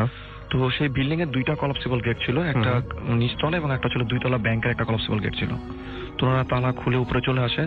তো রুমে আসার পর সাগর ভাইকে পুরো ঘটনাটা খুলে বলে যে ওনারা শ্মশানে এটা দেখেছে। তো উনিও বলে যে এরকম জিনিস নাকি আগেও অনেকে দেখেছে সেই চকের মধ্যে, ক্ষেতের মধ্যে। তো তাদের কারো চোখে আর কোনো ঘুম নেই, তারা নিজেরা কথা বলতেছিল। তো তখন সবাই এক রুমে স্টে করতেছিল ভয়ের কারণে। তো রাত 3টা, আনুমানিক 3টা কি 3:30 এরকম একটা সময় শুনতেছে যে তারা বাসাতে কেয়ারটেকার, সে নিচের থেকে বলতেছে যে টাঙ্কিতে পানি তুলতে হবে, সাগর ভাই চাবিটা নিয়ে আসেন। আচ্ছা, ঠিক এইটা বলে একবার। তো এটা বলার পর জনি ভাই আর ওনার ফ্রেন্ডরা বলে যে ওই কেয়ারটেকার মনে হয় নিচে আসছে। তো তারা জানলা দিয়ে তাকিয়ে দেখে যে নিচে একজন লোক দাঁড়িয়ে আছে। তারা বুঝেন যে হয়তো বা কেয়ারটেকারটাই হবে। তো তখন সাগর ভাই যিনি, যার চাচার বাসা, উনি মানে ঘুমিয়ে পড়েছেন কিছুটা। তো তাকে ডাক দেয়, তো ডাক দিয়ে বলতেছে যে এরকম ওই কেয়ারটেকার নিচে আসছে পানি তোলার জন্য। তো সে বলে যে এত রাতে তো কেয়ারটেকার কখনো পানি তুলতে আসবে না। এবং সে বলে যে উনি বিকাল 5টা-6টার দিকে পানি তুলে চলে যায়। আচ্ছা। তো উনি বলে, ও তো বাকিটা বলতেছে যে আমার তো নিচে দাঁড়িয়ে আছে দেখলাম। তো এটা শোনার পর ওই সাগর ভাই জানলা দিয়ে বাইরের দিকে তাকায়। তো তাকার পর দেখতেছে যে নিচে কেউই নেই। তো ঠিক রাসেল ভাই ওই সময় সেম ওই গলায় যেটা ভেসে আসে, তারা সবাই শুনে একসাথে, যে বলতেছে যে আমি ছাদের উপরে, সাগর ভাই চাবি নিয়ে ছাদে আসেন। আচ্ছা। এটা শুনে রাসেল ভাই তারা সবাই মানে ফ্রিজ হয়ে যায় সেখানে। যে সেটা হচ্ছে যে চাবি যেটা ছিল সেটা কেয়ারটেকার অলমোস্ট তাকে দিয়ে চলে যায় বাসায়, আর সে যদি ছাদে চলেই আসে তাহলে কিন্তু তার চাবির কিন্তু কোনো প্রয়োজন হবে না। রাইট। তো এটা রাসেল ভাই শোনার পর তার সবাই বেশ ভয় পেয়ে যায়। সে তখন আর তারা কেউই ঘুমায়নি। তো অ্যাজ ইউজুয়াল তারা সকাল 7টার দিকে মানে আলো হওয়ার পর তারা বের হয় রুম থেকে। তো নাস্তা করার পর ওই কেয়ারটেকার আসে। তো তাকে জিজ্ঞেস করা হয় যে সে কি এরকম রাত 3টা বাজে আসছিল নাকি পানি তোলার জন্য। সে যেটা বলে যে সে সব সময় ওই মাগরিবের সময় পানি তুলে এখানে সব মানে কাজ যেগুলো থাকে সেগুলো করে উনি চলে যায় বাসা থেকে। ওই দামে আসেনি জিনা রাসেল ভাই। আচ্ছা। এবং এই ঘটনা ঘটার পর জনি ভাই এবং ওনার সব ফ্রেন্ডসরাই সেদিনই ঢাকায় ব্যাক করে। কিন্তু এটার কোনো রহস্যের কোনো কারণ জানতে পারা যায় না তখন, না? না রাসেল ভাই, ওই শ্মশানে যেটা তারা দেখেছে এইটা নাকি ভাই প্রায় নাকি অনেকেই দেখে সেখানে, কিন্তু ওই বিল্ডিং এ তারা যার গলা শুনেছে এটা পরবর্তীতে জানা যায় নাই। Thank you very much. আমরা চলে যাব আমাদের নতুন অতিথির কাছে। আপনার নামটা প্লিজ একটু বলবেন, তারপর আপনার ঘটনায় যাব আমরা। থ্যাংক ইউ রাসেল ভাই। আসসালামু আলাইকুম লিসেনার্স, আমি মুহিম। আমি আসছি শুক্রবার ধানমন্ডি থেকে। বর্তমানে আমি স্ট্যান্ড ইউনিভার্সিটিতে পড়তেছি। জি, আমরা ঘটনায় চলে যাই। আচ্ছা, ঘটনাটা আমার এক চাচার কাছ থেকে শোনা। তো উনি আর কি গ্রামে ভ্যান চালাতেন। ওনাদের গ্রামে উনি আর কি ভ্যান চালাতেন, লাশ বহনের কাজ করতেন আর কি ভ্যানে। জি। তো মানে উনি একদিন রাতে ওনার কাছে একটা ফোন আসে, রাত্রে আনুমানিক 8টার দিকে। ওনাকে বলা হয় যে একটা লাশ নিয়ে যাওয়ার জন্য, পোস্টমর্টম ঘরে নিয়ে যাওয়ার জন্য বলা হয়। আচ্ছা। তো উনি আর কি চলে যান সেখানে লাশটাকে নিয়ে, চাচে মোড়ানো একটা লাশটাকে নিয়ে। তো চাচা রওনা দেন লাশ কাটা ঘরের উদ্দেশ্যে। তো সেখানে পৌঁছাতে চাচা রাত 9টা বেজে যায় আর কি। তো রাত্রে 9টার দিকে চাচা ওখানে পৌঁছায়। সেখানে পৌঁছানোর পর চাচা দেখে যে ডোম আর কি সেখানে দাঁড়ায় আছে। তো চাচাকে দেখে ডোম বলে যে কি ব্যাপার রহিম মিয়া, চলে আসছো? চাচার নাম ছিল আর কি রহিম। জি। তো বলে যে কি ব্যাপার রহিম মিয়া, চলে আসছো? তো বলে যে চলো আমরা দুজন মিলে লাশটাকে ভিতরে ঢোকাই। তো চাচার ডোম দুইজনে লাশটাকে আর কি লাশ কাটা ঘরের ভিতরে ঢোকানোর পর চাচা চলে আসতে চায়। তখন ডোম চাচাকে বলে যে তুমি তোমার তো কোনো কাজ নেই, তুমি বরঞ্চ কিছুক্ষণ এখানে থাকো আমার সাথে, কিছুক্ষণ আমাকে সাহায্য করো। তো চাচা রাজি হয় না, বলে যে আমি বাসায় চলে যাবো, অনেক রাত হয়ে গেছে। তো ডোম কিছু রিকোয়েস্ট করার পর বলে যে তোমাকে আমি 100 টাকা দিব, তুমি আমার সাথে আজকে হেল্প করো, আমার মন ভালো না আজকে, এরকম কিছু একটা বলো। তো চাচাও রাজি হয়ে যায়। তো এক পর্যায়ে ওই ডোম যখন আর কি লাশটাকে কাটতেছিল, ওই লাশটা ছিল একটা মূলত যুবতী, একটা মেয়ের লাশ ছিল। তো মেয়েটা আর কি চেহারা অনেক সুন্দর ছিল।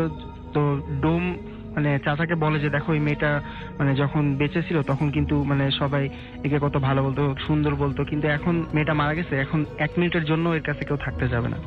তো দুনিয়াটা আসলে কি আজব। তো এরকম বলার পর যখন লাশটা কাটে তখন হঠাৎ করে চাচা শুনতে পায় যে দরজায় কে যেন নক করতেছে, ওই লাশ কাটা ঘরে দরজায় কে যেন নক করতেছে। তো চাচা একটু ভয় পায় যে এত রাতে লাশ কাটা ঘরে এখানে কে আসবে, দরজা নক করবে। তো চাচা দরজাটা খোলার পর দেখে যে সেখানে একটা কুকুর দাঁড়ায় আছে। তো ডোম বলে যে এটা ওর পোষা কুকুর আর কি। তো কুকুরটা ভিতরে চলে আসে। আসার পর ওই মেয়েটার চর্বি কেটে কেটে নিচে একটা বালতির মধ্যে রাখা হচ্ছিল। তো চাচা দেখতেছিল এই জিনিসগুলা। তো হঠাৎ করে নিচ থেকে খাওয়ার শব্দ আসে, এরকম একটা খেলে যেরকম আওয়াজ পাওয়া যায়, চাবানোর আওয়াজ পাওয়া যায়, তো এরকম। তো চাচা খেয়াল করে যে কুকুরগুলা ওই কেটে রাখা চর্বিগুলো আর কি খাচ্ছে। আচ্ছা। তো এটা দেখার পর চাচা আর কি খুব খারাপ লাগে যে এটা কি হচ্ছে। তো চাচা কিছু বলে না আর কি, জিজ্ঞেস করে যে এটা কেন, তুমি কুকুরকে সব খাইতে দাও কেন? তো ডোম বলে যে সে যদি এটা খেয়ে যদি পছন্দ করে থাকে তো খাইলে প্রবলেম কি। তো চাচা চলে যেতে চায়, তারপরেও ডোম বলে যে আচ্ছা ঠিক আছে তুমি কিছুক্ষণ ওয়েট করো। তখন চাচার আরেকটা ফোন আসে যে কোন এক জায়গায় চাচাকে ডাকা হয়। তো চাচা বলে যে আমার একটা ফোন আসছে, আমি চলে যাই, মনে হয় আরেকটা কাজ আছে কোনো। তো ডোম বাধা দেয়, বলে যে তুমি আর কিছুক্ষণ পরে যাও। এটা বলে ডোম আর কি করে একটা মানে মাংসের ডলা কেটে নিয়ে ওই লাশ কাটা ঘর থেকে বাইরে বের হয়। তো বাইরে বের হওয়ার পর চাচা বলে যে কোথায় যাচ্ছ? তখন ডোম বলে যে আমি একটু বাইরে যাচ্ছি, তুমি এখানে থাকো, আমি আসতেছি। তো চাচা অনেক ভয় পায় যে মানে একা একা একটা লাশ, মানে লাশের সাথে মানে এরকম। তো ওই ডোম আর কি লাশের এই একটা মানে ওই লাশের থেকে একটা মাংসের টুকরা নিয়ে বাইরে চলে যায়, কুকুরটাও পেছনে পেছনে চলে যায়। তো চাচা আর কি লাশটাকে দেখে চাচা অনেক ভয় পাচ্ছিল। তো চাচা বলে যে আমি ওই চাষ দিয়ে মানে মুখটা ঢেকে রাখি, মানে দেখতে আমার অনেক ভয় লাগতেছিল। তো এই সময় হঠাৎ করে মানে বাইরে থেকে কিছু কান্নাকাটির আওয়াজ আসে। তো চাচা চিন্তা করে যে কি ব্যাপার, বাইরে কান্নাকাটির আওয়াজ কেন? চাচা আর কি বাইরে বের হয়ে দেখে যে এরকম 2-3 জন মানুষ একটা লাশ নিয়ে আসতেছে মানে ওই ঘরের দিকেই, এবং সাথে মানে কিছু পুলিশও আছে 2-3 জনের মতো। তো চাচা আর কি আগে যায়, ওখানে আগে যাওয়ার পর পুলিশ বলে যে ডোম কোথায়, একটা লাশ নিয়ে আসা হয়েছে, এটাকে পোস্টমর্টম ঘরে ঢুকাইতে হবে আর কি। তো চাচা বলে যে ডোম তো একটু বাইরে গেছে। তো বলে যে তুমি আচ্ছা এটাকে ভিতরে নিয়ে যাও লাশটাকে। তো চাচা আর কি ওই মানে লাশটার মানে মুখটা একটু খুলে দেখে যে আর কি। তো চাচা যখন ওই লাশটার মুখ দেখে তখন দেখে যে ওই ডোমটারই লাশ, যেটা যার সাথে চাচা আর কি এতক্ষণ মানে কাজ করতেছিল লাশ কাটা ঘরে। এবং ওই মেয়েটা তখন আছে, মেয়েটার লাশ তখন ঘরের মধ্যে ছিল, তখন ঘরের মধ্যেই ছিল, আর ডোমটা তার মানে বেশ আগেই মারা গিয়েছে। সুতরাং এতক্ষণ তার সঙ্গে যে ঘটনাটা ঘটছিল সেই মানুষটি অর্থাৎ সেই ডোমটি আগেই মারা গিয়েছে, এবং সে ডোম না, হয়তো সে তাকে ডোম মনে করেছিল, বাট সে করতেছে যে মানে এতক্ষণ তাহলে চাচা যার সাথে ছিল তিনি তো ডোম না। হ্যাঁ তিনি ডোম না, তাহলে মানে কে ছিল তাহলে চাচার সাথে? চাচা অনেক ভয় পায়। তো কাউকে কিছু মানে বলতে যেও আর কি, কে বিশ্বাস করবে চাচার কথা? তো আসলে কেউ বিশ্বাস করতে চাবে না ওই মুহূর্তে। তো এই টাইপের ঘটনাগুলো সাধারণত বিশ্বাস করতে চান না, এটা খুব স্বাভাবিক। তো চাচা আর কি অবাক হয়ে মানে লাশ কাটা ঘরের দিকে তাকায় আরেকবার যে মানে কি হচ্ছিল এতক্ষণ। তো তাকানোর পর চাচা সেই কুকুরটাকেই দেখতে পায়, যেটা আর কি চাচার ডোমের সাথে ছিল, এবং চাচা দেখতে পায় যে তখন ওই কুকুরের মুখে সেই চর্বিগুলো লেগেছিল, মানে তখন যেটা চাচা দেখছিল। ওকে, তো এটাই ছিল আপনার ঘটনা। আপনাকে থ্যাঙ্কস, অনেক অনেক অনেক অনেক ধন্যবাদ আপনাকে। চলে যাবো আবারও দিনারের কাছে একটা ঘটনা শুনতে, এবং আমাদের সঙ্গে নতুন অতিথিরা আছেন, তাদের ঘটনা শুনবো। আমি প্রথমে একটা দিনারের কাছে ঘটনা শুনতে যাচ্ছি। তো আমরা নেক্সট ঘটনায় চলে যাই। রাসেল ভাই, আমি এখন যে ঘটনাটি শেয়ার করছি এটা একটি ক্লিনিককে নিয়ে ঘটনাটি। তো এই ঘটনাটিও আমাকে জনি ভাই শেয়ার করেছেন। তো এটা 7 থেকে 8 বছর আগের একটি ঘটনা। তখন জনি ভাই আর ওনার 2জন ফ্রেন্ড, ওনারা চাঁদপুর থেকে ঢাকায় ব্যাক করতেছিলেন। আচ্ছা। তো চাঁদপুর থেকে যখন ওনারা ঢাকার উদ্দেশ্যে বাসে উঠেন, তো কিছু দূর আসার পরই জনি ভাই এক ফ্রেন্ডের ওনার ওই টয়লেটের প্রেশার আসে। আচ্ছা। তো উনি আর ওই মাঝখানে আর বাস থেকে নামতে না পারাতে ওনারা যেটা করে যে সোনারগাঁর দিকে মোগরাপাড়া বাস স্ট্যান্ড যেটা, হ্যাঁ, সেখানে ওনারা নেমে যান ওই ফ্রেন্ডকে নিয়ে। তো নেমে যাওয়ার পর ওই মোগরাপাড়া যে বাস স্ট্যান্ড আছে, তো নামার পরে তারা দেখলেন যে বাম দিকে বেশ কিছু ভবন। তো একটা বিল্ডিং ওনাদের চোখে পড়ে, সেটা হচ্ছে যে সেটার নিচে কিছু ফ্রুটস এর দোকান আছে, এবং বিল্ডিংটা এখনো সেখানে আছে, এবং দ্বিতীয় তলা হচ্ছে একটা রেস্টুরেন্টের একটা সাইনবোর্ড তাদের চোখে পড়ে। তো তারা চিন্তা করলেন যেহেতু রেস্টুরেন্ট আছে তাহলে এখানে ওয়াশরুমটা ইউজ করা যেতে পারে। তো তখন ওই জনি ভাইয়ের যে ফ্রেন্ড রবিন ভাই, উনি চলে যায় সেই বিল্ডিং এ। তো তারা বাইরেই বসে থাকে। তো হাফ অ্যান আওয়ারের মতো হয়ে যায়। তো জনি ভাই আর ওনার একজন ফ্রেন্ড, ওনারা ওই দোকানে বসে কোক খাচ্ছিলেন। তো ওনারা চিন্তা করলেন যেহেতু অনেকক্ষণ সময় হয়ে গেছে, মানে আসতেছে না, আর এদিকে জনি ভাই চিন্তা করলেন যে উনি একটু খোঁজ নিয়ে আসবেন, আর প্লাস উনিও একটু টয়লেটে যাবেন। তো এই চিন্তা করে উনিও সেম ওই বিল্ডিং এর দিকে যান যে বিল্ডিং এ ওনার ফ্রেন্ড গিয়েছে একটু আগে। তো উনি যথারীতি সেই বিল্ডিং এর 2 তলায় যায়, গিয়ে দেখে যে সেখানে একটা রেস্টুরেন্ট।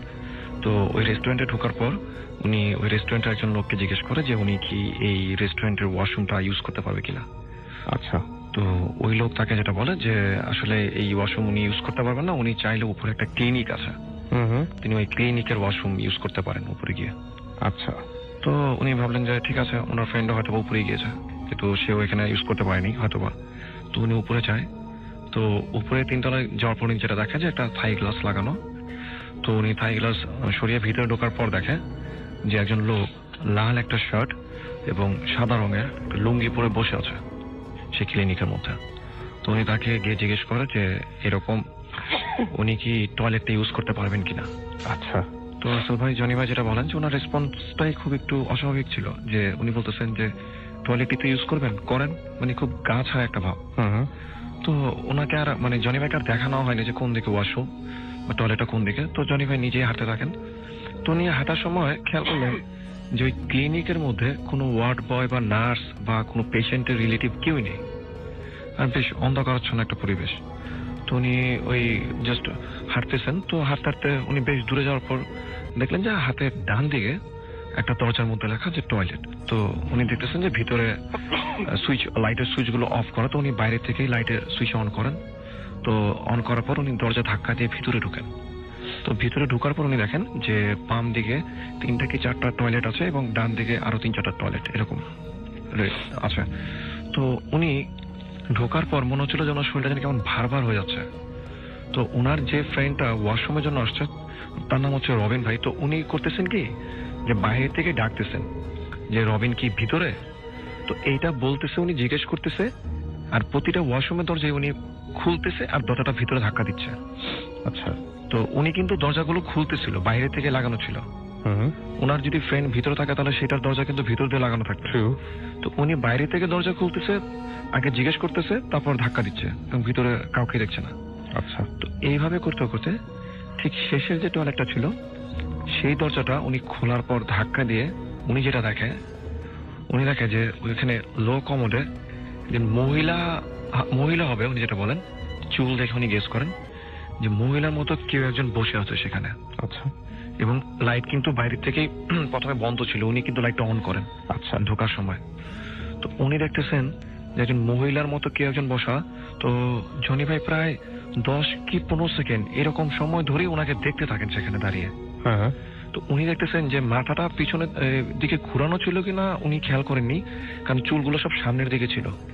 এবং ওনার পার যে অংশটা এটা দেখে মনে হচ্ছে যে ব্যান্ডেজ করা, এবং হাতের অংশ থেকে মনে হচ্ছে যে পুড়ে যাওয়ার পর মানুষের স্কিন ফোসকা পড়ে যাবে যেরকম, ঠিক ওই রকম ফোসকা পড়ে ফেটে গিয়েছে মাংসগুলো। আচ্ছা। তো এটা দেখার পর রাসেল ভাই উনি প্রায় 10-15 সেকেন্ড এটা দেখে। তো উনি সেখান থেকে দৌড় দিবে নাকি কি করবেন ততক্ষণে সেটা বুঝে উঠতে পারতেছিলেন না।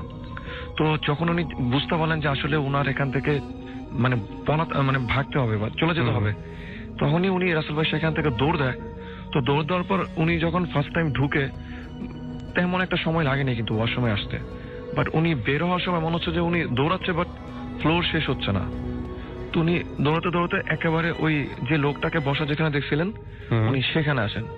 সেখানে আসার পর দেখেন যে ওই লাল শার্ট পরা যে লোকটা ছিল সে তার দিকে তাকিয়ে মানে হাসতেছে।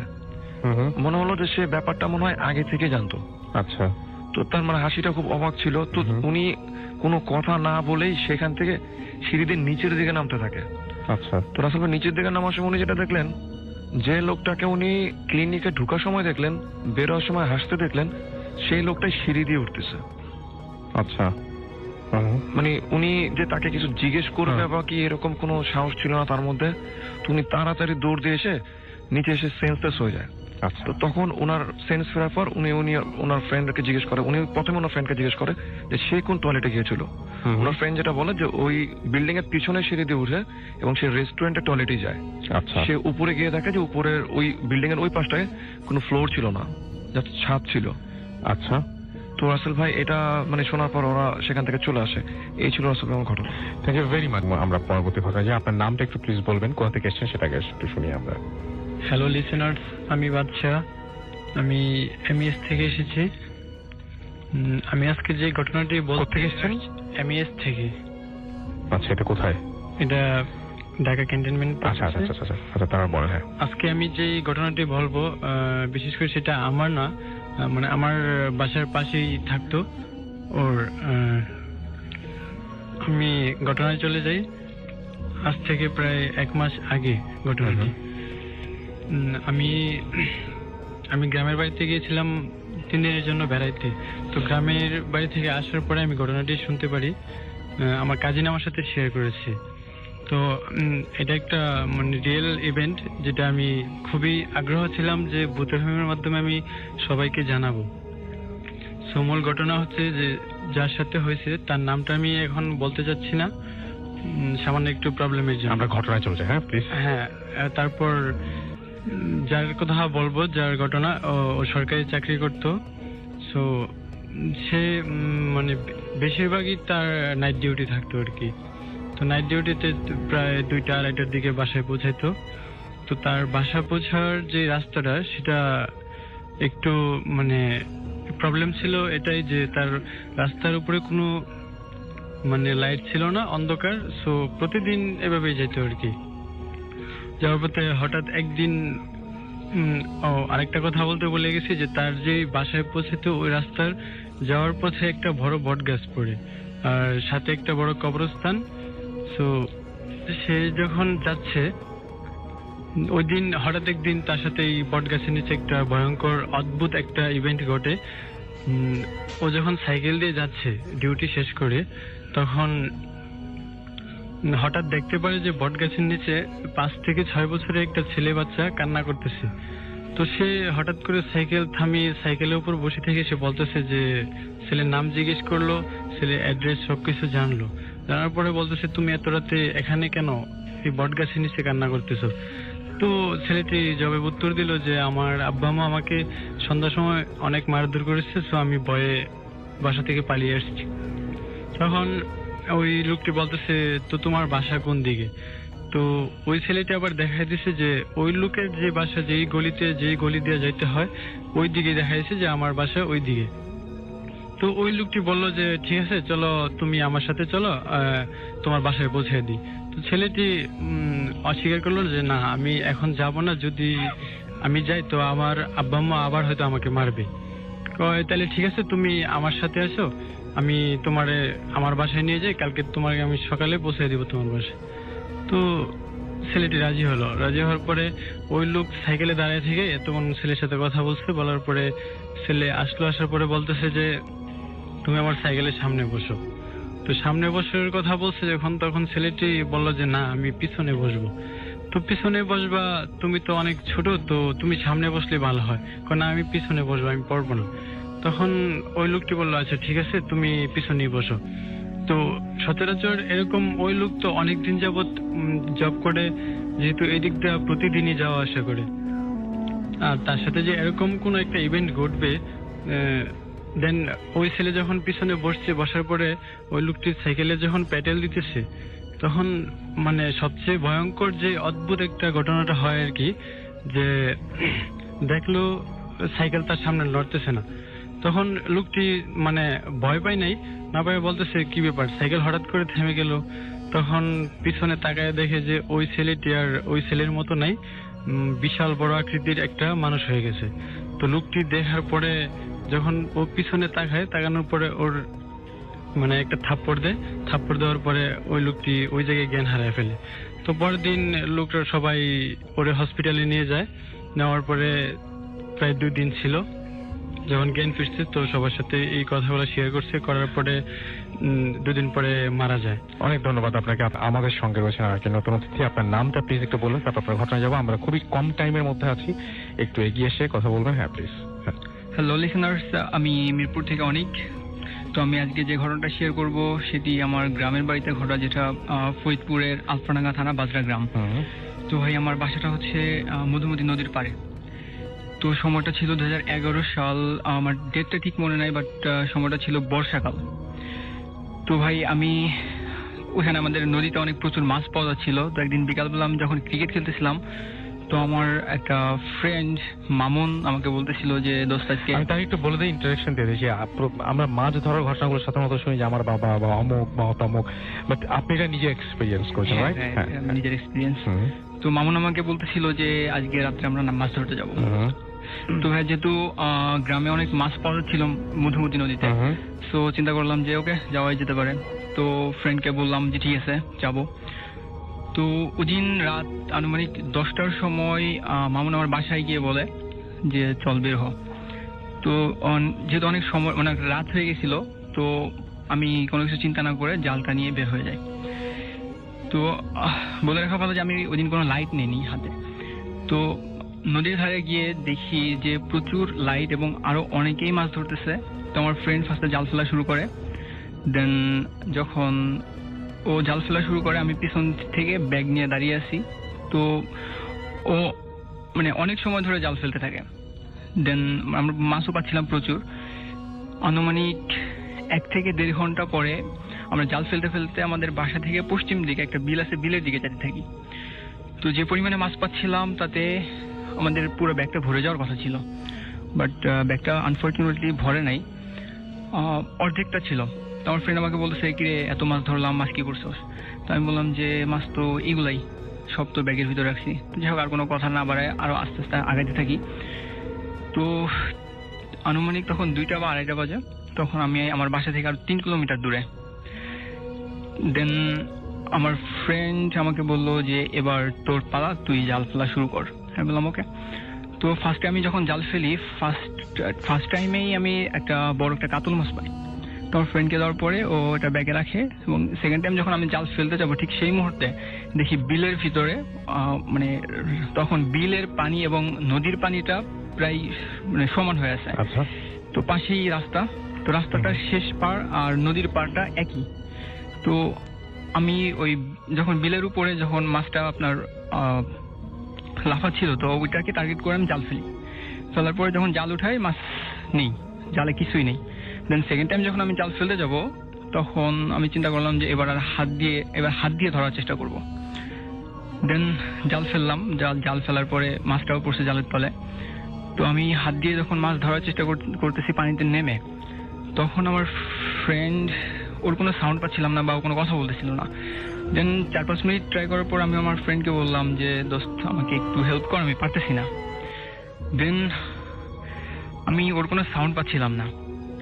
তো ওর দিকে তাকিয়ে দেখি যে ও ওই যে রাস্তাটার শেষ প্রান্তটা ছিল যেটা আপনার নদীর পাড়ে, ওইখানে বসে আছে, বসে মাছটা খাচ্ছে, কাতল মাছটা যেটা পেয়েছিলাম ওইটা।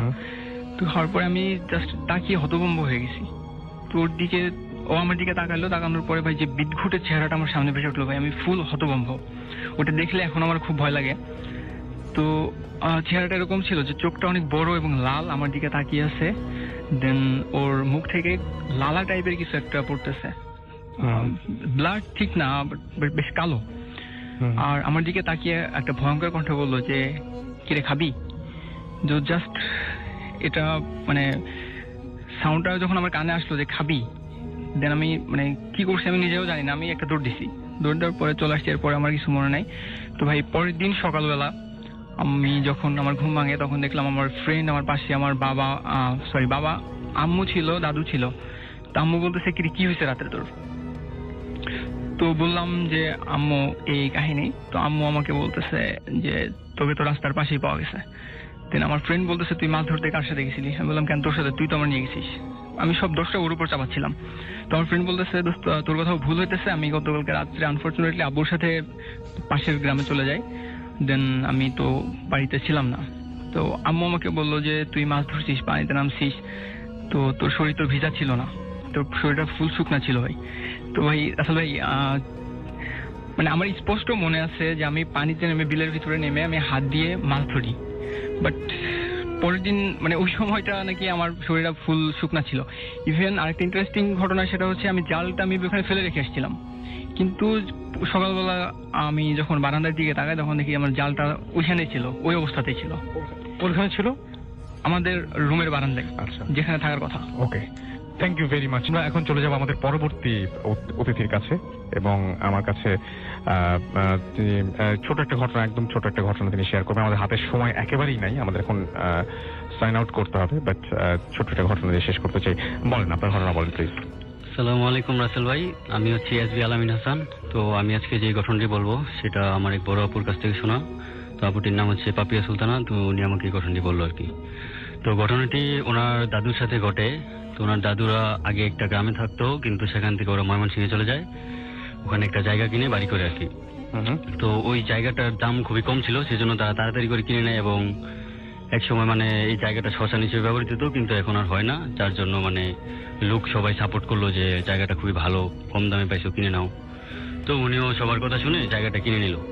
কিন্তু আসলে উনি যখন ওইখানে বাড়ি করলো তারপর থেকেই ওনার প্রবলেম শুরু।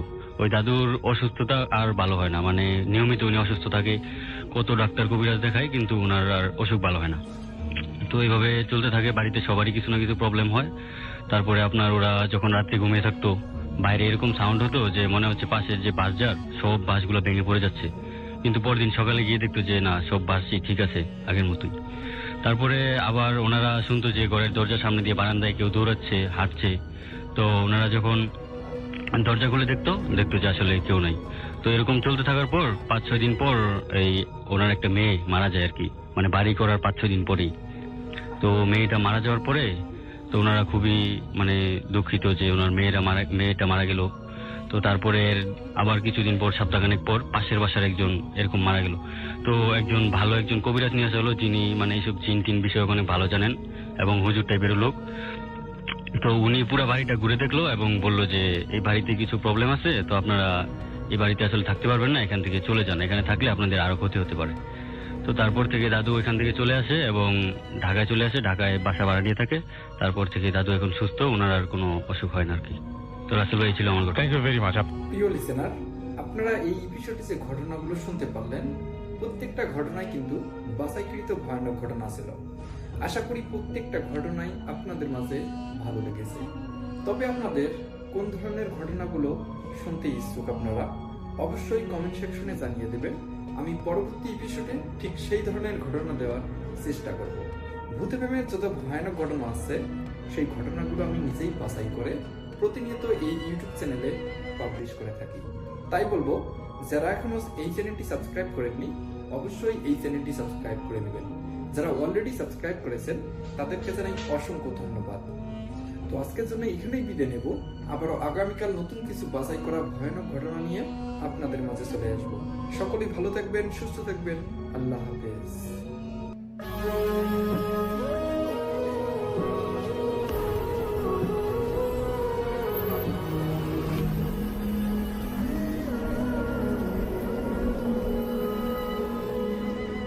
আসসালামু আলাইকুম প্রিয় লিসেনার্স, আশা করছি আপনারা সবাই ভালো আছেন এবং ভালো তলে আছেন। বর্তমান সময় চলতেছে শীতের আভাস, ঘন ঘন হালকা কুয়াশার মধ্যে আবহাওয়া ঠান্ডার দিকে চলে যাচ্ছে। তো আজকে সেরকম একটি গল্প নিয়ে আপনাদের সঙ্গে কথা বলবো। তাই যারা যারা ভিডিওটি প্লে করেছেন আশা করব ভিডিওটি শেষ পর্যন্ত সাথেই থাকবেন। চাঁপাইনবাবগঞ্জের ছোট্ট একটি গ্রাম, চারপাশে ক্ষেত, নদী আর কুয়াশায় ঢাকা পথ। শীতের এক সকাল, সূর্য উঠেছে ঠিকই, কিন্তু কুয়াশায় ঘন চাদরে কিছুই দেখা যাচ্ছিল না। রুবেল নামে এক তরুণ প্রতিদিনের মতো সকালে তার গরু নিয়ে মাঠে যাচ্ছিল। পথটা খুব চেনা, কিন্তু সেদিন কেমন যেন অন্যরকম একটা ঠান্ডার অনুভূতি, অন্যরকম একটা আভাস বইছে তার মনে।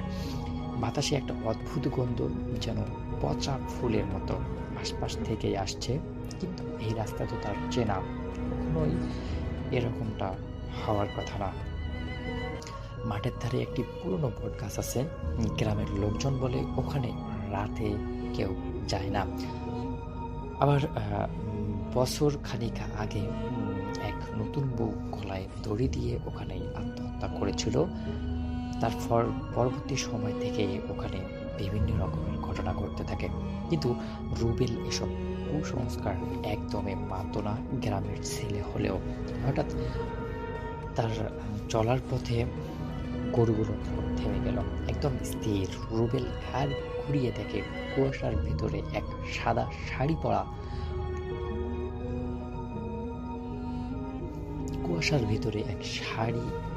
সাদা শাড়ি পরা মহিলা দাঁড়িয়ে আছে।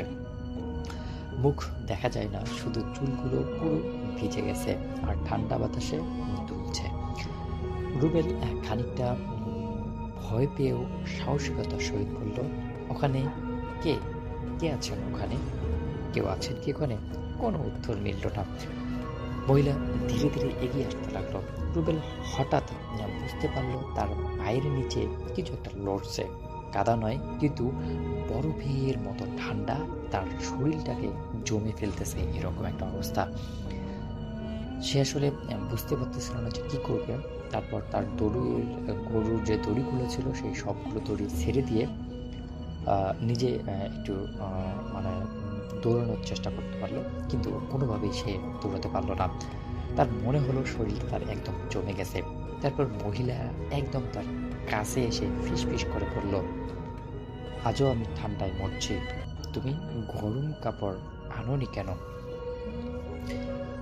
এবার তো রুবেল খানিকটা অবাক হয়ে গেল এবং আসলে তার সব কিছুই চলতেছে কিন্তু বুঝতেছে না কি হচ্ছে তার সঙ্গে। পরদিন সকালে লোকজন মাঠে গিয়ে দেখে রুবেল পড়ে আছে সেই কুয়াশার মাঝে। তারপর যখন তাকে মানে জেগে তোলা হয়, জেগে তোলার পর সে সকালের যে কাহিনীটা, সেই কাহিনীটার কিছু অংশ বলে, আর বাকি অংশ তার কিছুই মনে ছিল না।